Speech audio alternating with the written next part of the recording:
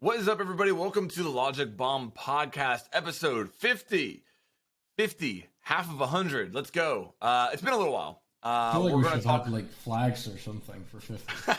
for like some party like confetti to throw up. It's been a while, and we have a lot to talk about. A lot has happened since our last episode. We had some weird timing with me doing some travel, Zeronic with wisdom teeth, and just a couple weeks different. It just lined up where we couldn't get it on schedule. We talked about it before going live today. It's a good chance maybe the next episode and some future ones are going to be live on our Twitch. We might look at actually streaming these episodes live while we're streaming, and then still doing the VOD, still doing the podcast episode after, aspect of it after that. So keep your eyes out for that. But yeah, how you doing? How you doing, Alex? I'm good.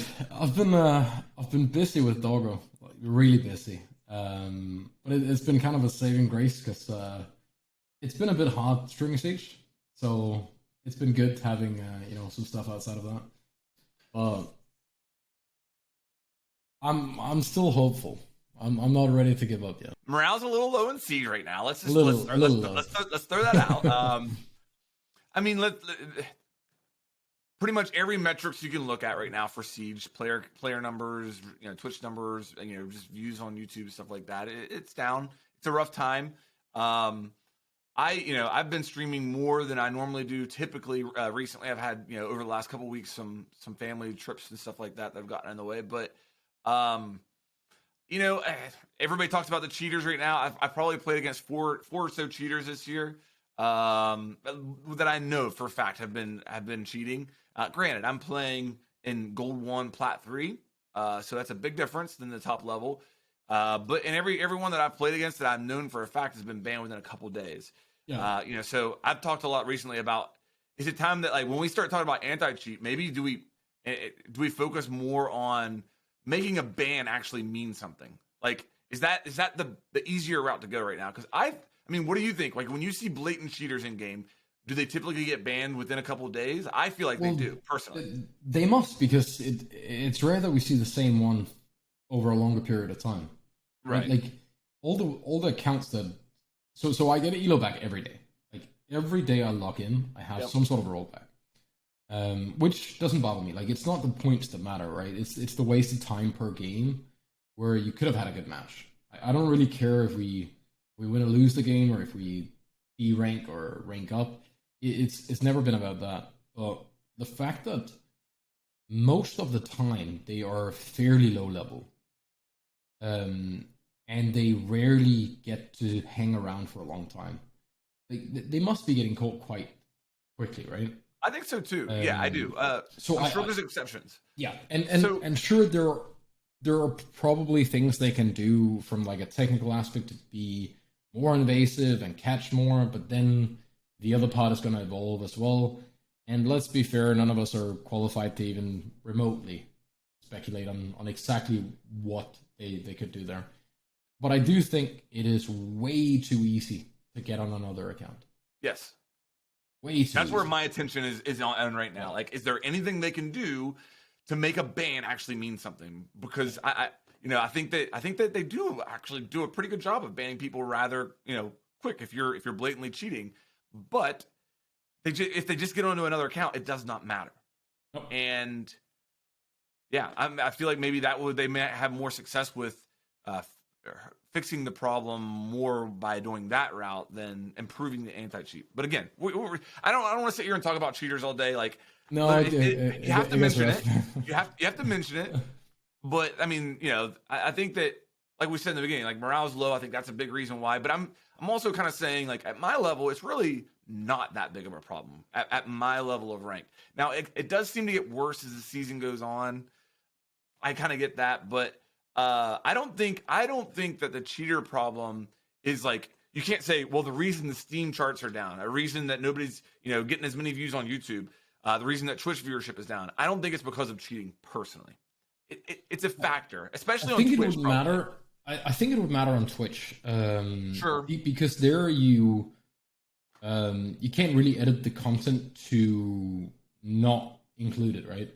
Yeah. And also, I'd say a good 60-70% of the top 10, top 20 streams at any time or of a not competitive nature, but higher elo definitely helps, right? Yeah. So Yeah. it's very condensed on Twitch.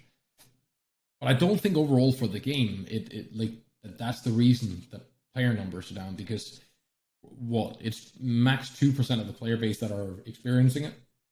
Yeah. At least to that level, right? Yep. Then I guess one of the issues is that a lot of the people that are at that level are going to be like you really need to care to play enough to be at that level, so you're going to be vocal about it, and that trickles down really quickly, because we all know if my friend is champ and I'm plat 3 and my group of friends are gold, and he keeps mentioning that it's cheaters every game, well then I might be a little quicker to think that good headshot through the wall might have been something else. Also, don't forget that the majority of the player base, even up until the most recent time we've heard about this, is on console, which doesn't experience that form of cheating. Mouse and keyboard's a separate, different thing that does exist there. But I think for me personally, where I'm at right now when it comes to Siege content consumption, I just don't think that there's a lot of people out there that are looking for it. And I think that there are people out there that watch Siege videos regularly that still do, and they're still watching Siege content, but I don't think there's a stream of new players that are really coming in. Like, I know when my channel really took off most aggressively, like I'm talking about on YouTube, it was when there were a lot of players coming to Siege from Call of Duty, just like I did, that were looking for tips and advice on how to play a much different game than they've ever played before. Yeah. And I don't feel like that's not happening in Siege. That new player isn't entering the game anymore. And that's really affected some people's viewership. Twitch chat is a really good example of that, because I used to get so many questions about what I'm rated to start with, all of these entry questions. It's pretty easy to feel if the question is from someone who just started, or if it's from someone who wants to have a discussion about an operator or whatever it might be. But there's a lot less of this interest in, hi, I'm new. What do I do? Yeah. It doesn't come nearly as often. Actually, you mentioned the whole console not having the same cheating issue as PC does. A little community question just for the YouTube comments. I believe there was a time where for a couple of weeks or months or something, keyboard and mouse didn't work on PlayStation 5. It still doesn't work if you play the PlayStation 5 version of the game. Then it does not support anything other than a DualSense 5 controller, and Cronus can't replicate that controller yet. I think there is a workaround. I want to say it's like you have to if you play share the game or something like that, there's a workaround, but you're not going to be able to play in that mode at 4K 120 frames per second, which I don't know how big of a deal that is for some people, but I think that's what's going on right now currently. Okay, if there's anyone if there is, for the ones that are playing on that, just some feedback. Have you actually noticed a difference? Yeah, that would be great to hear. Because I know that if we got a month of clean ranked, right, the Twitch vibe in Siege would change completely. Oh yeah, that would be crazy to see. And the same with new players coming in. I been thinking so much about it. If you're a new player and you jump into Siege, hell, I wouldn't want to join them. Okay, that's so what do you mean by that? Like the way the community is, or everything. I agree with what you're saying, but where I go with that is if I was quick match in Siege. Yeah. If I'm trying to talk somebody out of playing Siege, that's where I send them. There's absolutely not a worse experience in this game than quick match Siege. Maybe beginner or whatever it's called. Well, I don't. I can't. I've never played that game mode from a genuine newcomer perspective, so I can't. I don't know what that's like, but I know that quick match especially on console, is a really awful experience. And just this fact is atrocious. Like half the games you join in Quick Match, you join in progress. Yeah. So if you're a new player to Siege and you join a Quick Match and you join a game in progress, depending on the timing, you might have up to 4 minutes before you are actually going to spawn in that game from the time that you joined it. And then when you do so, you may only be playing 1 to 2 rounds before doing that again. And they might not even be on the same side. So, like, Quick Match is just, it's atrocious. It really is. And I don't know what else I can say. Ubi has the numbers. I would like to see the numbers. Like, what percentage of players are playing Quick Match versus unranked versus ranked? I would like to know how that breaks down. Or how often do people leave Quick Match? Yes. What percentage of Quick Match games are joined in progress? Like, yeah. I know, like, whenever I did my study a long time ago, I want to say it was like 50% of the games that I joined for Quick Match, it was I joined in progress, something like that. Well, so there's like a ton of factors of if I came from a different game and I just started playing, or was gonna try to pick up. Siege. First off, I buy the game, I jump on YouTube or Twitch to get an idea, maybe some, like today, if you get a new game, the first thing you do, or the first thing many people do, is watch some tips and tricks on it, right? Yep. Or a quick introduction, or you jump on and you check like the top 5 streamers, see if there's one you like, and then if there's one you like, you end up hanging around that community for a long time, and you learn the game.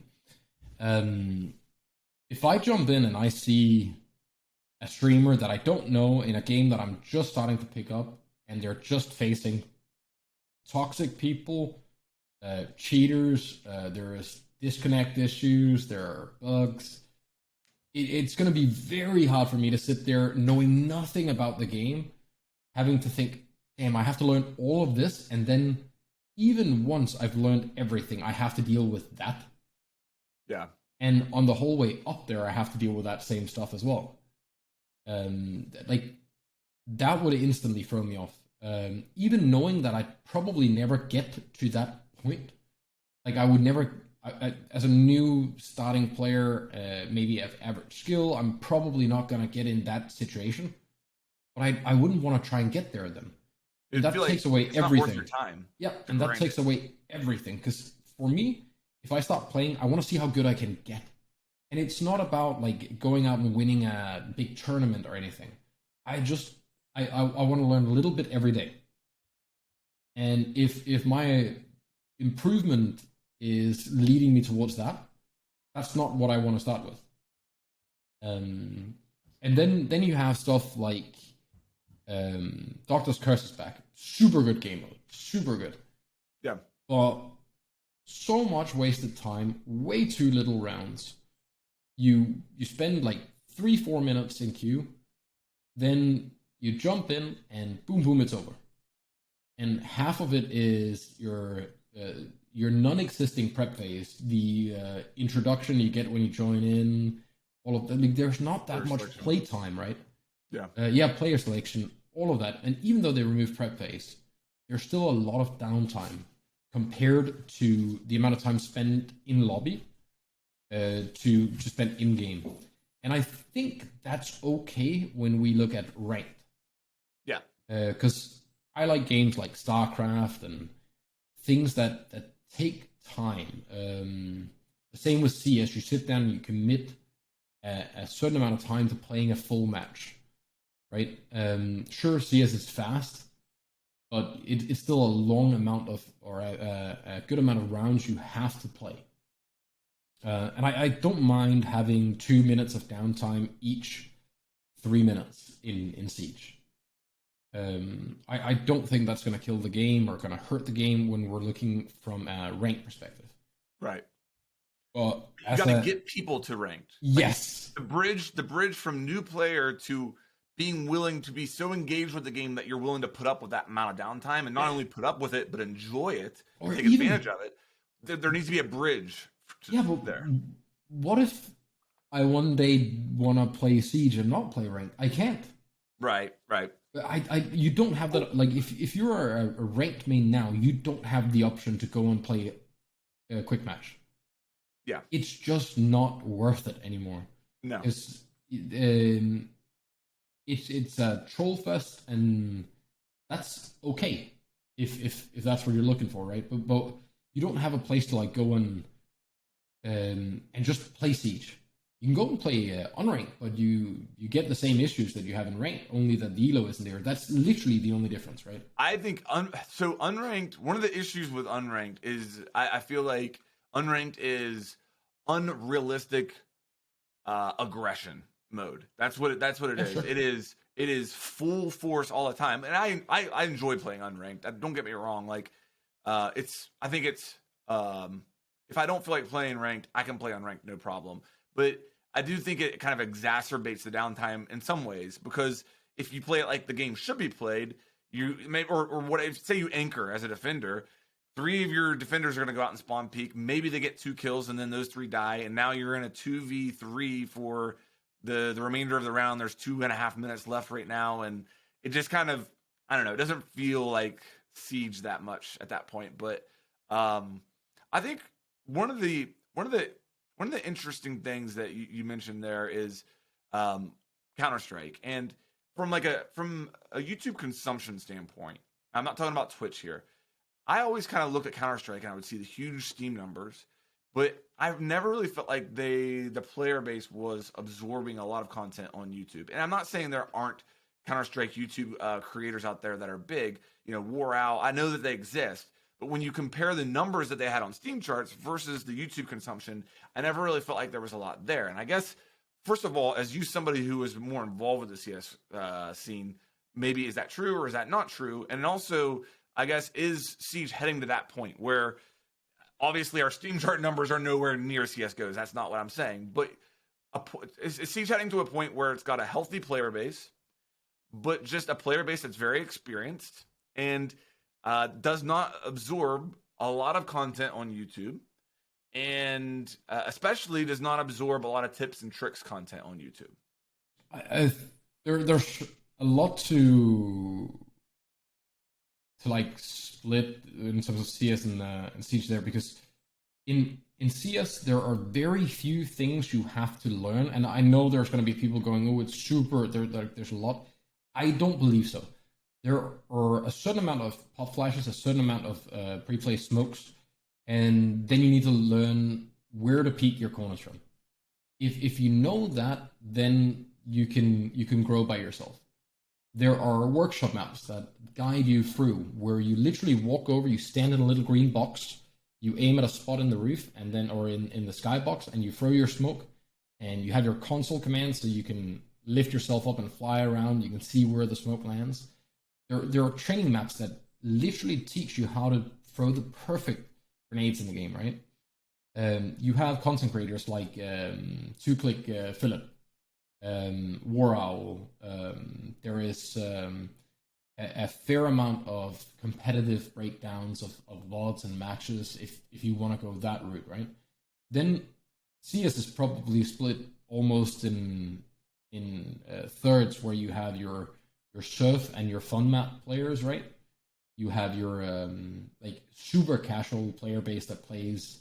There are people that play quick match in CS, and I don't know how they do it, but that is a thing.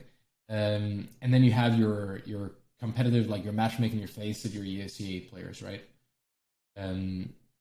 It's just Siege or CS has been out for so long and has changed so little that if you've been playing CS for 10 years, there isn't a lot for you to go out and watch to learn something.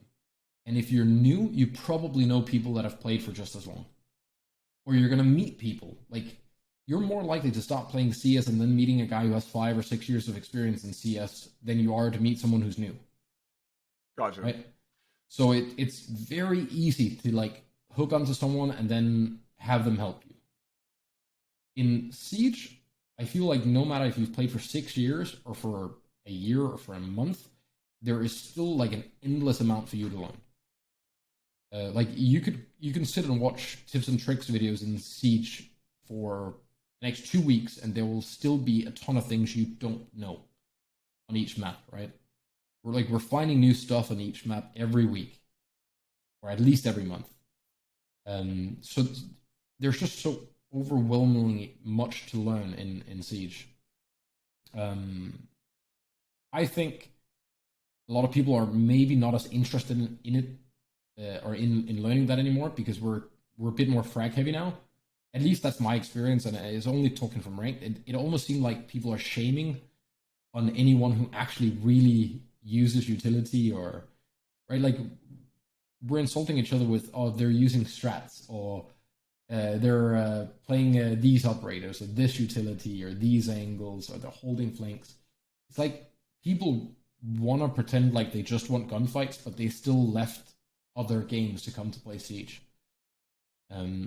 I don't think it's like the game has a lot of issues, but I think the community right now is signal boosting some issues more than what is healthy for the game.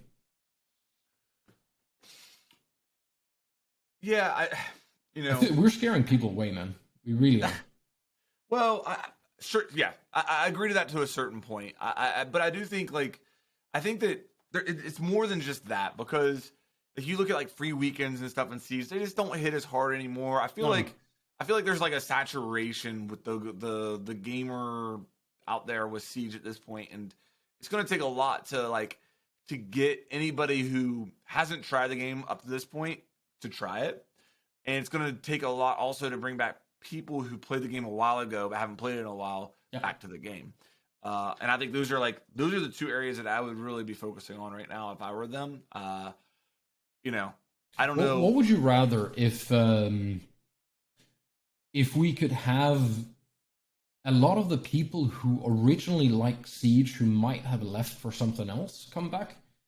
Or if we could have the exact same amount but of completely new players come back? Because I am certain that it's going to be two very different directions that the game will have to go to get one or the other. I don't think you can do both.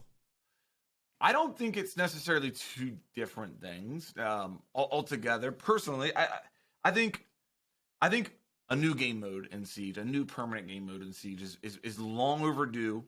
And I think if you combined a new game mode in Siege with good crossplay, I'm not talking about. I think they're making a huge mistake with their crossplay, the way they're rolling out. And the mistake is this: the way that I understand crossplay in Siege is going to roll out is that if you're playing on a PlayStation 5, you'll be able to play against a PlayStation 4. If you're playing on a new Xbox, old Xbox. But at first, at least, right, you're not going to be able to play between consoles. That's coming later down the line, I believe. And you're never going to be able to play from PC to console. I think you should be able to play crossplay. If you're on PS4 or PS5, you should be able to play with your friend on PC in Quick Match or Unranked. And if you're in a five stack party, you should be able to play ranked crossplay between console and PC. If your group is a 5-stack and you make the choice to do that with a console player using controller, why shouldn't you be able to do that? Yeah. But you'll always be forced on the PC playlist. Right. Yeah. Right. Yes. So you always go up in difficulty instead of down. Yeah. Right. I'm with you. 100%. If they roll out a new game mode, functional crossplay that actually let all of you play with your friend no matter what platform they're on, you roll that out with maybe some type of a reboot campaign, as far as because part of it's going to be a marketing thing as well. Like, do you actually call it Rainbow Six Siege Reboot? I think a couple other things that I would add in there, they've been talking about the TDM moment as a warm up. That would be good. I think that could draw a lot of attention. I think doing some other stuff like operator progression would be something that I would roll out with. Like if I was saying, hey, in 1 year we're going to do a Rainbow Six Siege reboot, what all do we need done by then? That's one thing I would have, so that if you grind an operator, you can unlock different skins, cosmetics based on getting different achievements with that operator. The ranked rework we already know is coming. If you lump all that into a really effective marketing campaign, and I think you sell it as a Rainbow Six Siege reboot, I think you could possibly get returning players interested to try it again, and a lot of new players as well. I think they're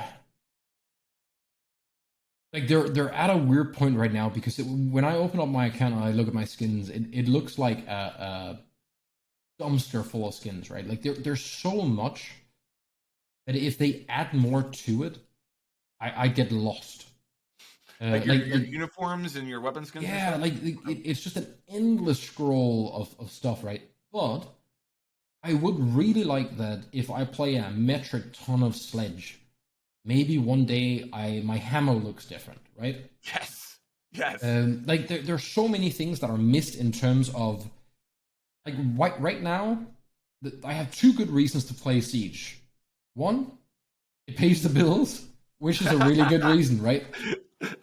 And two, the few people I still know that plays it with me. Yeah. Because if they weren't there, any of these two, I would not sit on a Friday night and play Siege by myself. But maybe what we're both talking about here is there's no form of progression in Siege other than possibly ranking up or ranking down. Yeah. That's the only form of progression for people who've been playing this game for a long time. And that is a horrible way of actually progressing because a lot of people are, well, everyone is going to get the limit. And it means that you can't have fun unless you win. That's the big thing that it does. And but even if you keep winning, there's a roof, and then you can't go further, right? Yeah. Like the realistic thing isn't that you play a game for like 3 months and then you get to diamond or whatever, and now your other option is to go and win the invitational because otherwise you just didn't go anywhere. And you know what's interesting about this conversation is pretty much everything that we're talking about here has been the case in Siege its entire life. Yeah. But counter to what we're saying, there was a point in time when Siege was extremely popular. It was one of the biggest games. Like when you combine, PS4 numbers, Xbox, PC numbers, just a ginormous game.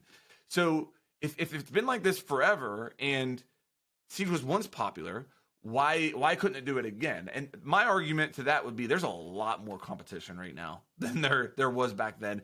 You have to think like when Siege was really blowing up in year 2, year 3, Call of Duty was either still in the jetpack era or it was in World War II. Battlefield was in World War I and World War II. And there just wasn't, Valorant didn't exist. Warzone did not exist. Fortnite was getting popular, I would say, if I'm remembering my timeline correct. But when Siege only had competition in the FPS space of jetpack and World War II CODs, World War I, World War II battlefields, it was like the only place to be for a modern day shooter. We looked over a lot of this stuff. But now we've reached a point where there's so much competition that Siege needs to up its game. That's where I'm at. Like, I also think Siege was very simple back then to get into. Simpler. Yeah. Compared to what it is now. Not simple compared to any other shooter. Like far from. It was still way too hectic. Like, damn, I quit like on my 3rd day of playing Siege. I was like, no. Right, I got shot through a wall and slapped with a shield, and I was mad, and I just stopped. But there was a lot less to learn and to worry about, and you could kind of play like a couple of games, and then you could remember, okay, this operator does kind of this, and this operator does this. Now there are so many operators, so many interactions that we're kind of getting into the whole Dota field where you have to play for a long time to even understand the interaction with every operator. Like, there are people that I play with on the regular that will either forget or not know certain things about operators that we play every day. I have to remind myself that if I press the scoreboard now, I can see what operators are actually banned. Yeah. Like, I keep forgetting that. There's so much new. Maybe I'm just getting old. But there are so much stuff, right? So many changes. Like if you came back to Siege, like let's say you played it in year 1, year 2, if you came back now, half the operators that you played are completely different, right? They still have kind of the same gadget, but it works different. It has different interactions. They have done some questionable changes to some gadgets, operators, and weapons. Where maybe it makes sense from a data standpoint, even a game balance standpoint, but it's not been explained well enough to the community. And Siege just trying to be nice and explain what they're doing and why they're doing it, where I think either you come out and you state we've done this and this and this, and explain why you did it, or you just say that the change happened and you don't have a discussion about it. Because CS has done that, and that you can say what you want, but CS's version of we changed this weapon to do this now, and then done. There's no conversation. We don't care what you think. It's our game. We're doing this. I've always kind of liked that in CS, because when the change happened, you were almost certain that it was just going to stay. Unless it was insane. Like there was the R8 revolver that came out in CS that was just busted. From patch day, everyone was running that instead of any primary weapon. It was just better than any other weapon, right? There was some changes that have been swapped back again, but it's been because they were really, really bad. And then they've always been super quick to do it. But I think over communicating is not always the best thing. And I think trying to be like, if you want to be the community game, you have to be it all the time with everything. You can't just pick and choose what you're there for. So when we have issues with bugs, cheaters, stuff like that, like the response needs to be just as fast. Otherwise, it seems like you're picking and choosing, and I don't think that's good. It's honestly, I don't want this to sound bad, because we're going to talk about the mid-season patch, and I'm excited to that part of the conversation. We're going to talk about that in just a minute, but it's honestly kind of hard for me to talk about that stuff. It's hard for me to even like talk about nerfs and buffs right now, because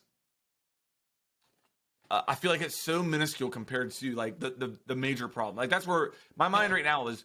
If it doesn't have to do with how can we make Siege more accessible to a wider range of players and get new players to try the game again and old players back, I can't. It's hard for me to dedicate much energy to it. Yeah, same. I just don't care. Because I don't think very few people are quitting this game because the MX4 recoil got increased. Yeah. And nobody's trying this game for the first time because the MX4 recoil got nerfed. Like, and that's just kind of where my focus is right now. And I'm not saying, like, again, we're going to talk about the mid-season patch. There's some cool stuff in there. You know, I think, you know, there's some stuff we're definitely talk about, but I guess I just view the problem so much bigger. Or not. No, I agree, but the problem is that the people that are still in the game are the ones that are like, that's the only conversation they have, right? Yeah. So if you are a new player and you're coming back in, well, then that's everything you're facing is.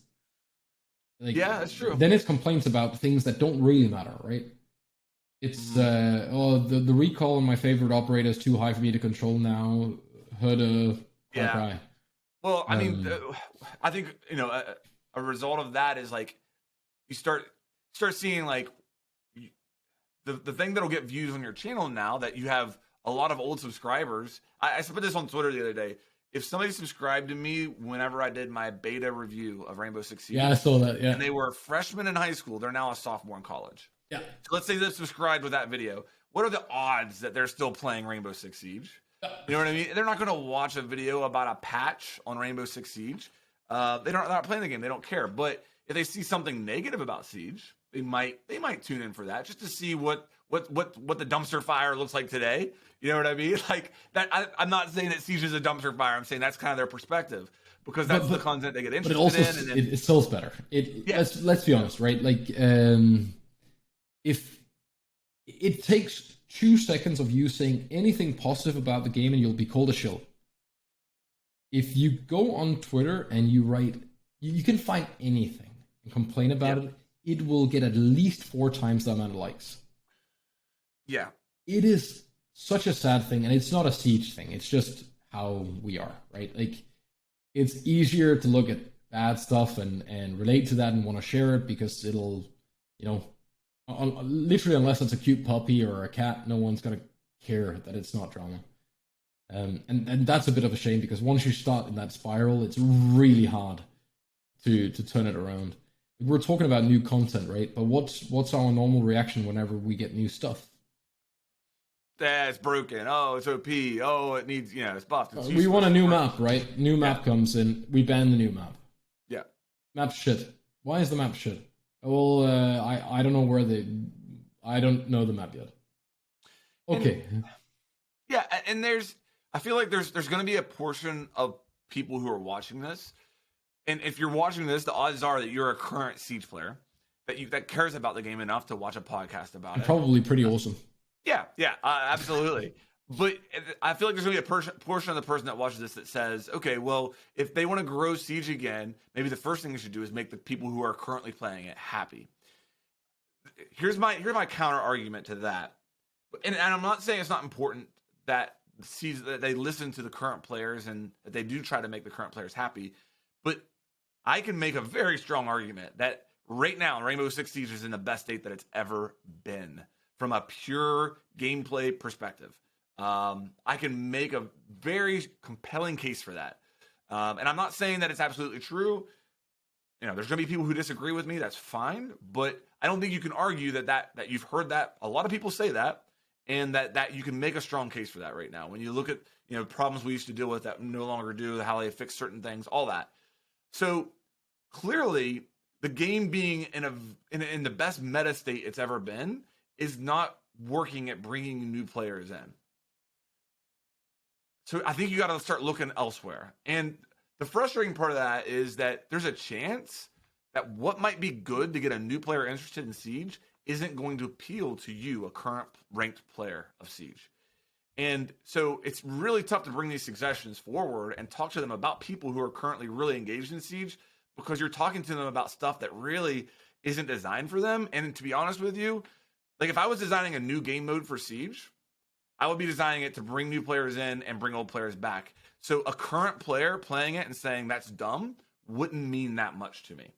I'm being brutally honest here. I would be much more interested in allowing a focus group of players to play it and comparing it to casual and stuff like that. I'm not going to get into the specifics of that, but I'm just saying, as a Siege community member, I think it's important right now to have an open mind and to think about a lot of different stuff that's good for the game. And if we're seeing content from some of us creators that isn't necessarily as focused on a patch or the maybe even saying the neutral or positive aspects of the game right now, I think there's a lot of us that are coming from a position of love, and we're really trying to think about how do we get this thing back on track. We also have to as current players, and this has always been a thing in every game, we have to be so careful with feedback that we don't create noise, because it takes up time. And I don't think people realize that the tweets, the complaints, the feedback, they're all seen. All of it is seen. It's listened to. They might not do what you tell them to, which I'm pretty happy they don't with some of the things we come up with every now and then. But every now and then they will pick something up and do it, right? And there are things in Siege that are straight up from a community suggestion. Where they've taken something, they thought about it, they added a version of that into the game, and some of them have been awesome, some of them haven't. But we just have to be so careful that we don't start asking for things and then realizing it's not what we want, and then we get them, or that we don't overreact. The reactions to Tachanka, I'm still embarrassed on the community's behalf for that. We constantly ask for new maps or reworks. When we then get them, we're so hard on new things, man. Yeah, for sure. New operators, they're either shit when they come out or they're broken, right? Yeah. I think legit Osa is one of the few operators that I've heard the least negative about since they came out. I have not, at least in the small group of people that I play with and within my community, I haven't had people come in and moan about her being overpowered, broken, or being useless. Yeah. But no one's come in and said it's so awesome that they added an operator that I don't have anything to say about, right? I don't have anything bad to say. So whenever something goes all right, there's no mention of it, and that's kind of the way things go, right? If you do it right, no one's going to say anything, and if you do a slight mistake, everyone's going to mention it. But when we're asking for stuff as a community, we have to choose what it is we're actually asking for. There are a few things for the ones of us that are playing that matter, like game health stuff, right? Is things running? Like, can we get on? There's been some massive server issues lately where people couldn't log into Uplay and they couldn't play, and people had issues with scrims, stuff like that. Like, that's a big thing, right? Because if you're, let's say you're 26, 27, you come home and you want to play, you have your 2-3 hour window and you can't even log on, you're not going to sit there for half an hour and try to log on. You're just straight up going to something else, right? Yeah. So those things will massively impact it, because maybe that guy ends up having a really fun gaming session in another game with a bunch of friends, and tomorrow that's where he goes. That one thing can literally pull a player into a new game, like, overnight. And I think it's underestimated, like, how much not being able to log in, for example, can actually negatively affect people starting a new game, right? Think about this thought process. Okay, I'm gonna get on. I'm gonna play Siege for a couple hours. Oh, I can't log in. Hey, I'll try Warzone. Oh, I don't have enough disk space for Warzone. I'm gonna uninstall Siege. I know that sounds crazy, but that happens. And the amount of energy it takes for them to not only play Siege again, but reinstall it on their machine is a whole different ball game than just if you would let that person log on. Maybe just start having fun in a new game. Yeah. Right. Yeah, and hey, that's awesome, right? It's good. We don't pity, but if we could maybe have the people be able to actually play the game that they originally wanted, and then make sure that amount of time that they're sitting there spending on the game, because people that stick around have a very high value for Ubi in terms of how many skins they buy. For sure. Like my account, man. Okay, full disclosure, I've definitely gotten some R6 credit through the years, like gifted, without doubt. But I have spent a substantial amount of money on skins as well. Yep. And I don't know why I do it. But there's like one cool skin you're sitting there thinking, yeah, $5, it's not that bad. And then, you have that one, right? And you keep doing that like every now and then for 6 years. That becomes a lot of money. Yeah.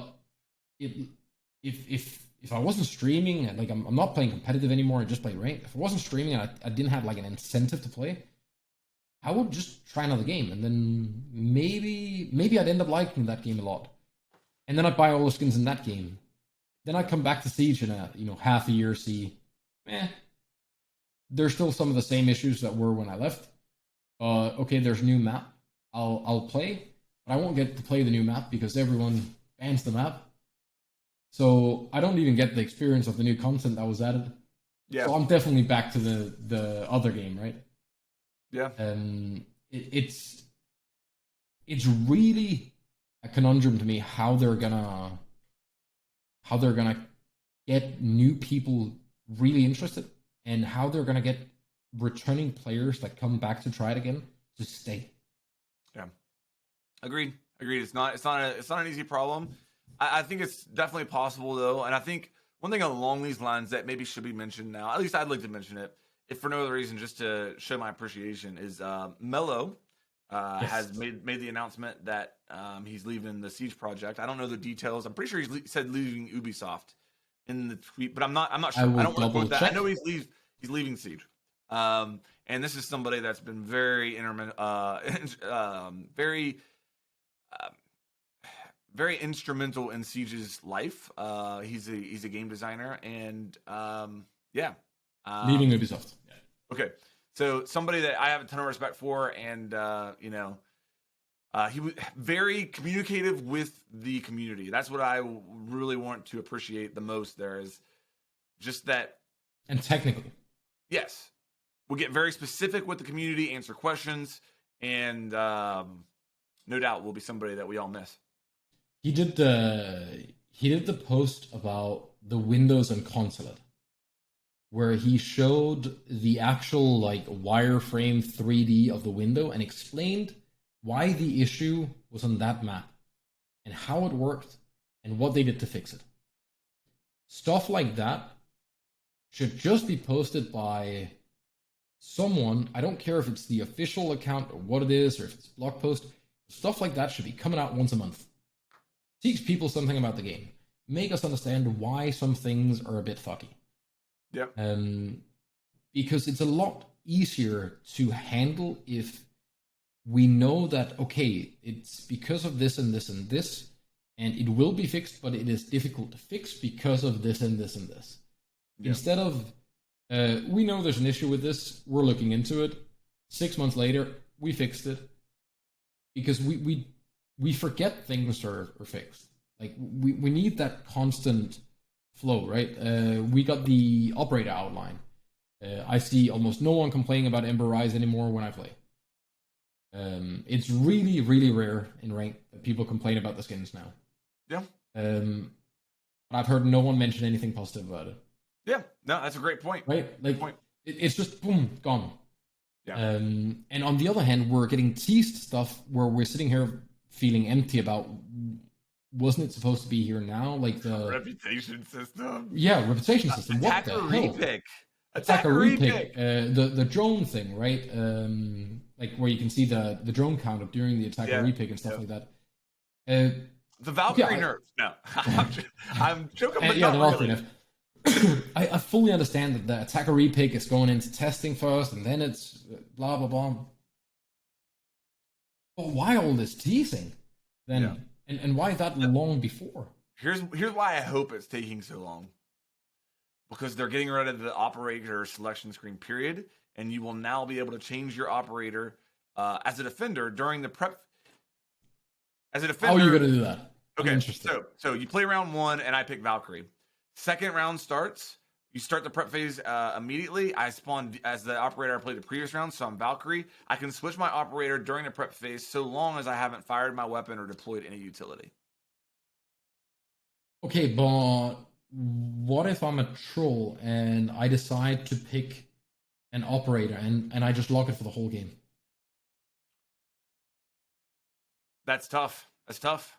I mean, okay, fair enough. You can do that kind anyway. of, yeah, you can kind of do that now still. But at least it's a little bit of a speed thing. Yeah, you get rid of the operator selection screen and save some time. Get rid of some of the downtime in Siege, and I think it would be beautiful. I'd just say, what if you just spawn in, like you have 5 seconds to pick your operator, and you can take longer if you want to. Yeah, but it counts into the actual prep phase. Right. Maybe you just have a 3D model of a person standing there, like in the prep phase, until you actually just have a T-shape. Just have a T-pose guy standing there.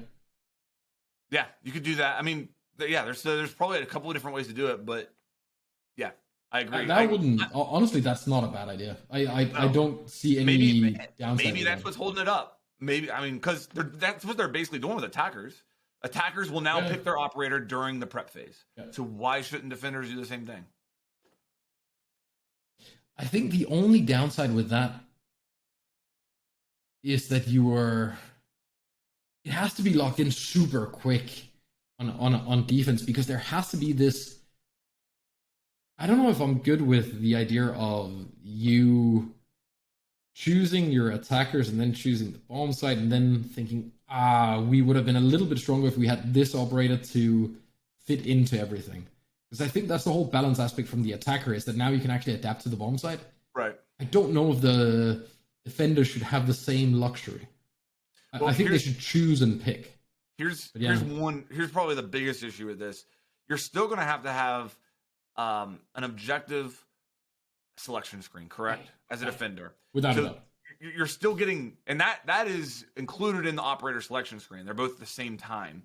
Yeah. So if you're going to still have that objective selection screen, how much time are you really cutting by getting rid of the operator selection screen? I kind of like what you were saying there. Maybe you go to that. Okay, the prep phase is 40 seconds long. You start the prep phase, but the prep phase is started with that selection screen as the overlay, and and you have to choose those first. But it's included as part of the prep phase. With what I'm saying, with what I mentioned first, you'd be able to go and actually, like, if I'm Valkyrie, I spawn in as Valkyrie, and I would actually be able to go and like do my reinforcements and then switch to Maestro. But I don't like that, because then if you could do that, I could spot out someone and give a wrong call out, and I don't ever want to get into that where you tell me that they have a pulse and I change and pick IQ. Right. You're basically giving defenders 6-pick at that point. Yeah, and then you can really mess up the attackers with that, because I could pick some things where you would want to change, right? Yeah. Let's say I start with Warden and Valk, and I insta-swap them the second we're droned. I'm almost certain you're not bringing Ying, and you're probably bringing IQ. So here's what I think they'd have to go to in order to incorporate our vision. You'd have to go to a default selection screen, because you haven't picked the objective yet, so the background couldn't be the objective because you don't know what objective you're going to be. So you go to a default background that starts the prep phase, 40 seconds. You pick your operator, pick your objective, and then you appear in the objective. But you could, if you took 10 seconds to do that, now there's only 30 seconds left in the prep phase. I think that could work. Well, just incorporate those selection screens into the prep phase. If you pick your objective first and everything's locked, attackers can't move their drone, nothing, right? While the objective is being picked. Yeah, that's a problem. If 5 people pick the same objective, it instantly goes to, like, it's instantly approved. Otherwise, it's a vote. Yeah. And we give the vote 10 seconds, right? 10 seconds to pick something. If you're out taking a piss, making coffee, too bad, man. Grow up. If you decide to sit down and play, you better be ready. You choose your little thing, and the second the bomb site has been decided, you spawn in with an overlay where you can click what operator you want to be. You click that, and boom, you're that operator. Now you don't get to change. You can't move before you pick it. But you spawn in as soon as you click it. So if I know that I'm going to be Jaeger, and we've chosen the bomb site, I click Jaeger, boom, I'm in, I can start. If I'm sitting there thinking, oh, do we need this, do we need that, do we need that, then it'll cost me a bit on the time. But there are downsides with that as well, is that you can't have the conversation anymore with, should we have that or should we have that, because it counts into your prep phase. Yeah, but I mean, as a defender, I feel like, okay, shortening the prep phase, do you think that would hurt defenders more or attackers more? No, defenders, 100%. Okay. It is so difficult to get anything but the most default setup done. Gotcha. In ranked. Even with the fact that the reinforcement pool has actually, while it's one of the best things that has ever been added to the game, in my opinion, it has hurt my experience because I run around and put up 5 walls. While I at least get it the way that I would like it, which is great. The amount of people, even in high elo stacks, that just go, haha, see ya, and then they're out shooting drones, is rough. Yeah. But I don't think that's necessarily a deal breaker. You know me, I've never heard a defender nerf that I didn't like. So I don't necessarily think that rules out shortening the prep phase or including it as part of the prep phase. You think about how many drones would survive if the prep phase was 20 seconds shorter. How many more drones would survive? I don't know. I think that what we're talking about here is really interesting. I think it's a way to decrease some of that downtime in Siege. That is one of those things that I think prevents new players from maybe picking up the game or trying it out or sticking with it once they do try it out. I think the post-death stuff from defenders is going to be good as well. I know people are fearful that it's going to be overpowered and all of that, but it's going to be fun. Yeah, it'll be fun. I like that I can do something when I'm dead. I think that it's a change that will affect hardcore players much more than new players or more casual players, because in order to care about anything that happens once you're dead, you have to be invested in the outcome of the game and like want to win. And I think most players do. I'm not saying that most players won't care about the change, but again, I don't think it's necessarily something that like. Imagine how fun it'd be to get someone with a Maestro cam after you're dead. It doesn't matter how new you are, or you are invested after that kill. I promise you. Maybe. All right, another dev that is staying within Ubisoft, I believe, but moving off the Siege project is Ant, somebody who, again, is. I've got to talk to him a lot at many invitational. He's been working on Siege, I believe, for 6 years, is what he said, in his post, maybe even longer. And he'll be missed as well. There's any devs that we haven't mentioned. I mean, there's been a lot of devs leaving the project recently, it seems, which may say something, may not. I know that you might have some opinions on that, Alex. Well, I'll heavily throw it in real quick. I've never seen anyone truly happy about what they do leave for $5 more. So either you're maybe a bit tired, right? You've done what you feel like you can do. Maybe there's restructuring. I don't know the root cause of why. Maybe there was a more interesting project that you could work on. Who knows? That doesn't matter. But losing some of the people that have years of experience and have been there the whole time, I just really hope that whatever new blood is taking that place is being introduced in a way that they remember what the game was.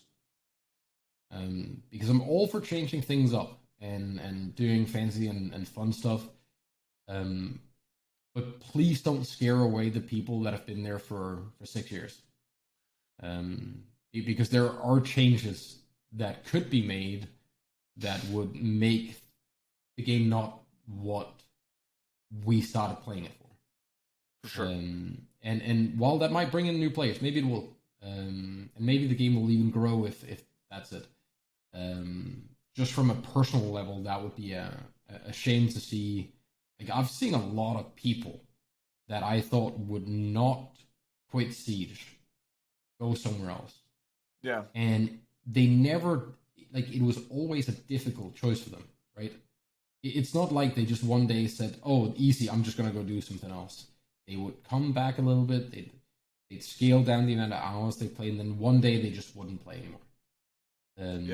And sure, people get older, right? They get stuff to do, they move on, they get families, whatever it might be. But no one took their place with the same amount of passion or energy or whatever you want to call it. People came in that just sprint around and shoot left and right, and then that's it. We're kind of missing the objective play and if you get a 5-stack today, it's rare that you get a 5-stack where you're going to do much more than just the box standard basic strat and then try to win. Well, if we go back to 2018, 2019 Ranked in Siege, at least what we used to do was try and find ways to play the sites that weren't common, right? Maybe try and come up with new strats, new setups, stuff like that.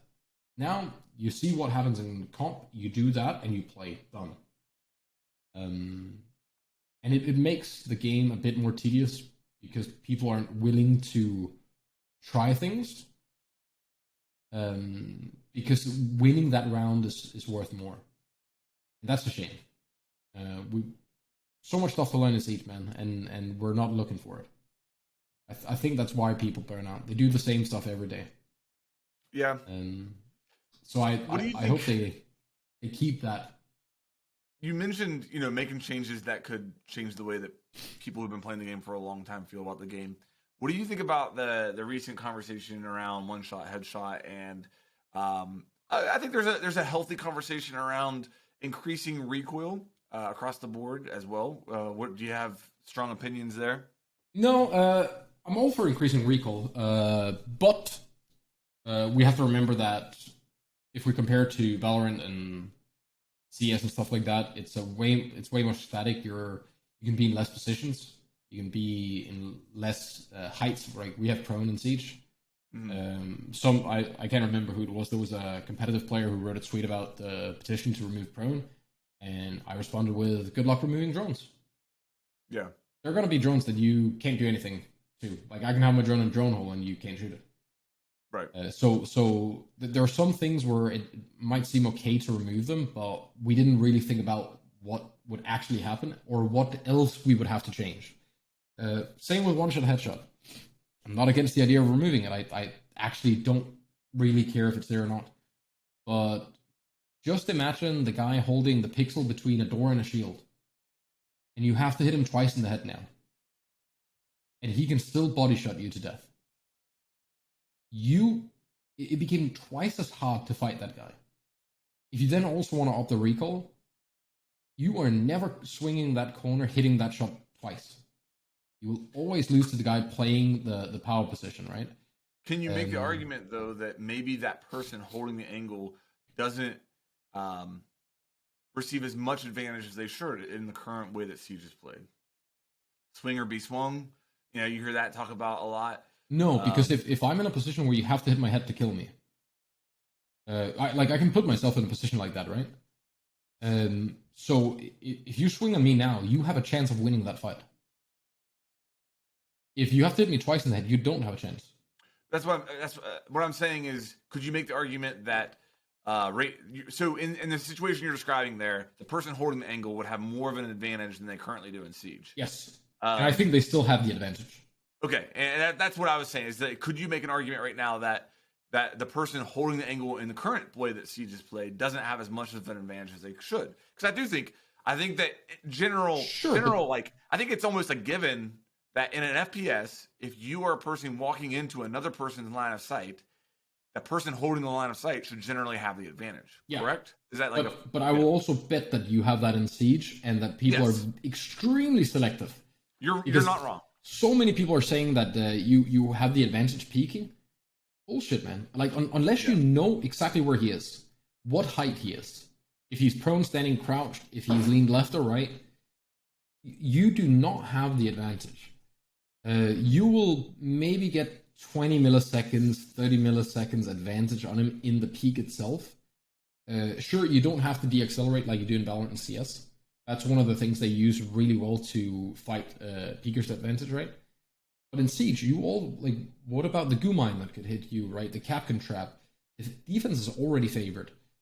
And you could stop sitting in the positions that are the most obvious. That's the whole thing with like copying what we see, right? Like, I would bet in half of the games we play, I can predict at least 3 players' positions like almost pixel perfect. They're gonna be there because that's where they see other people play, and it's where it works for other people. The only thing I'm terrified of with increased recall, fine, up to about like Buck and Twitch recall. That's good. Like, it requires skill. It's not unusable. The R4C and the Scorpion. Out? Let me throw to clarify that comment. So if you moved everybody in that direction, would you then have to move Buck and the F2 more to compensate for that? Because if let's say you move other guns to where the F2 is that don't have as good of stats as the F2, then it's just going to be an obvious choice for the F2. So do you when you say that, do you scoot the F2 and Buck back worse?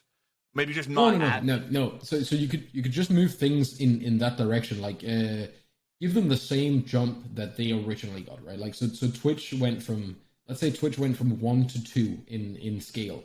Well, then you push everyone from 1 to 2. So it's within like that margin of pushing the recall. Like, don't do an Ella, don't do an SMG-12.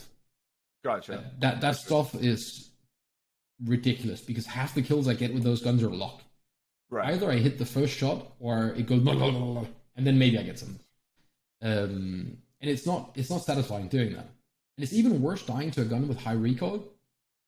Because when the guy shot me, I feel like he missed me and the recoil got me. Yeah. That bothers me more than if I get beamed by a Ronin. Because at least he kept his crosshair where my head was. Sure, it wasn't difficult because there was very low recoil, but the insane random recoil is just not satisfying to play with or against. And the one-shot headshot, what I would like to see would be that you couldn't one-tap anyone through a wall. no matter your gun, unless it's a DMR. Gotcha.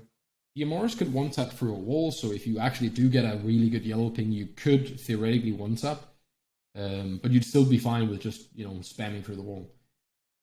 Right now, you cannot one-tap anyone through 2 walls with any gun, except for Kelly, right? I don't know, maybe Glass, maybe the Bus G, I don't know, but 99.9% of the guns cannot shoot anyone in the head through 2 walls on the first bullet. And no gun except for like Cali's go through more than 2 walls. That has drastically lowered the amount of random headshots when they did that change. But I don't think people noticed it. The bullet hole change drastically reduced the amount of like bullshit ways that people thought they died. That was a huge change. Yeah, that was a really good change. But how many of the actual deaths that you have are that unfair, right? Like, right, where you didn't actually see the guy, where you didn't have a chance of going from a different position, stuff like that. I don't know. I don't think changing to 2-shot headshot is gonna help anything. And I've not heard anyone come with they just say remove 1-shot headshot, but they don't explain what they want then. Yeah. Because if we remove 1-shot headshot, then I assume headshot has to be a multiplier. But how much? Because should it not be worth it for me to aim for the head, or should I start aiming for center mass instead? Right. No, I agree. I don't think I would rather see them go the recoil route personally. Yeah, I do think it's fair to say, like, in a game with a 1-shot headshot, the guns should the high fire rate weapons probably need more recoil than what Siege currently has. For the most part. Yeah, I think or lower overall ammo. Yeah. Or I think you could even, when you're looking at the recoil, specifically for me, is like recoil after, like, let's say 5, 6, 7 bullets, somewhere around there. Like I'd like to see it make it not as viable in this game to be behind a wall, lean, start pre-firing when you're behind the wall, and then just dragging out.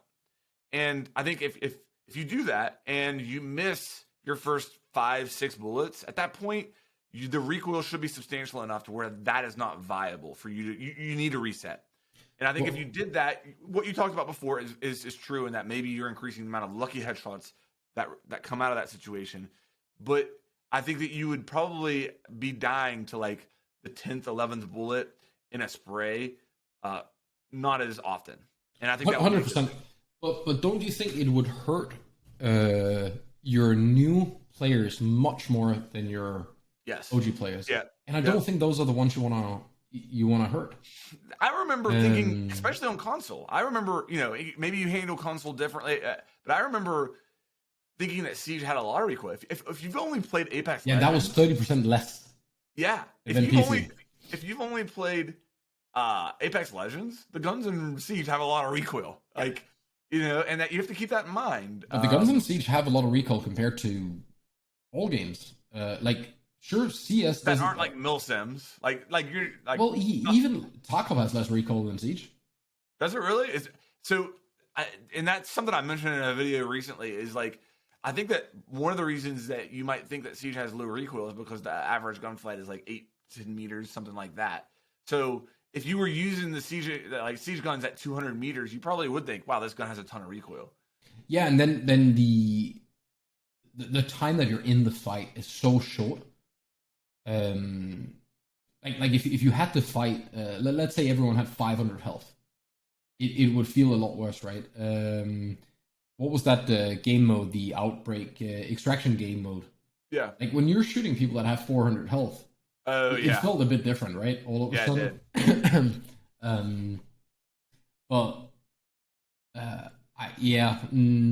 Unless the 2-shot headshot people have a good argument for how they would solve the issue of the damage model. Like, what do we need to change? Is it all the guns? Is it all the damage platforms? All of that? Then I don't think the conversation is that interesting, because it's hard to get into it without having, like, you need to know what we're aiming for, instead of just say remove this thing, but I don't have an idea of what we will do after. because there's so many issues with removing it that has to be solved. Not that it's far from impossible. It's just, what would you want then, right? I still truly think that we should be on the edge of running out of ammo every round, because as you're saying, when you're standing there holding the doorway and you wiggle out and you start tapping, what if you knew that if I do this like 3 or 4 times and there's no one there, I might not have enough ammo, or I might be down to my sidearm. I've been playing Zero a decent amount now with a gun 6, 2 Heartbreak charges, and his gadget. Yeah, he's kind of nuts. He's a utility monster. But you run out of ammo real fast. On Bank, if I spray... MP7 or his SC? His SC 2000. Yeah. If I spray out like 3 windows, right? That's about 60 bullets. He has 26 in his mag, I think, and 150 in reserve. I've used like a good, 40% of his ammo shooting open 3 windows. Yeah. So it goes real quick, and then you have nothing, right? I've run out of ammo on that gun at least 4 times in the last week in a game where I had to like look down and think, I gotta. And you got the gun. I gotta chill, right? No, I'll notice and I'll keep like 10 bullets so I can take that one fight, right? But that's how it should be. Mm-hmm. If you can't run around just spraying left and right, it changes things drastically. You want to talk about the mid-season patch now? Yes. All right. So this went live, last week? I believe so, yeah. Yeah, last week. Last Tuesday or something. Let's see here. I'll just list the changes. So Castle got 4 panels. So they buffed him, although the number of hits it requires is down to 9. Clash got the super shorty. Capkin, you can now put more than 1 on a doorway. Malusi, they added bulletproof cam instead of nitro cell. Oryx's refill time got reduced, and they increased Walmai's magnets up to 6, and they decreased the area of effect.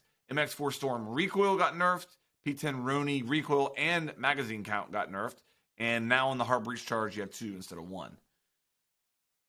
Thoughts? Hard breach charge is busted. It's so strong. Like, Zero... You don't need hard breach anymore. No, you don't.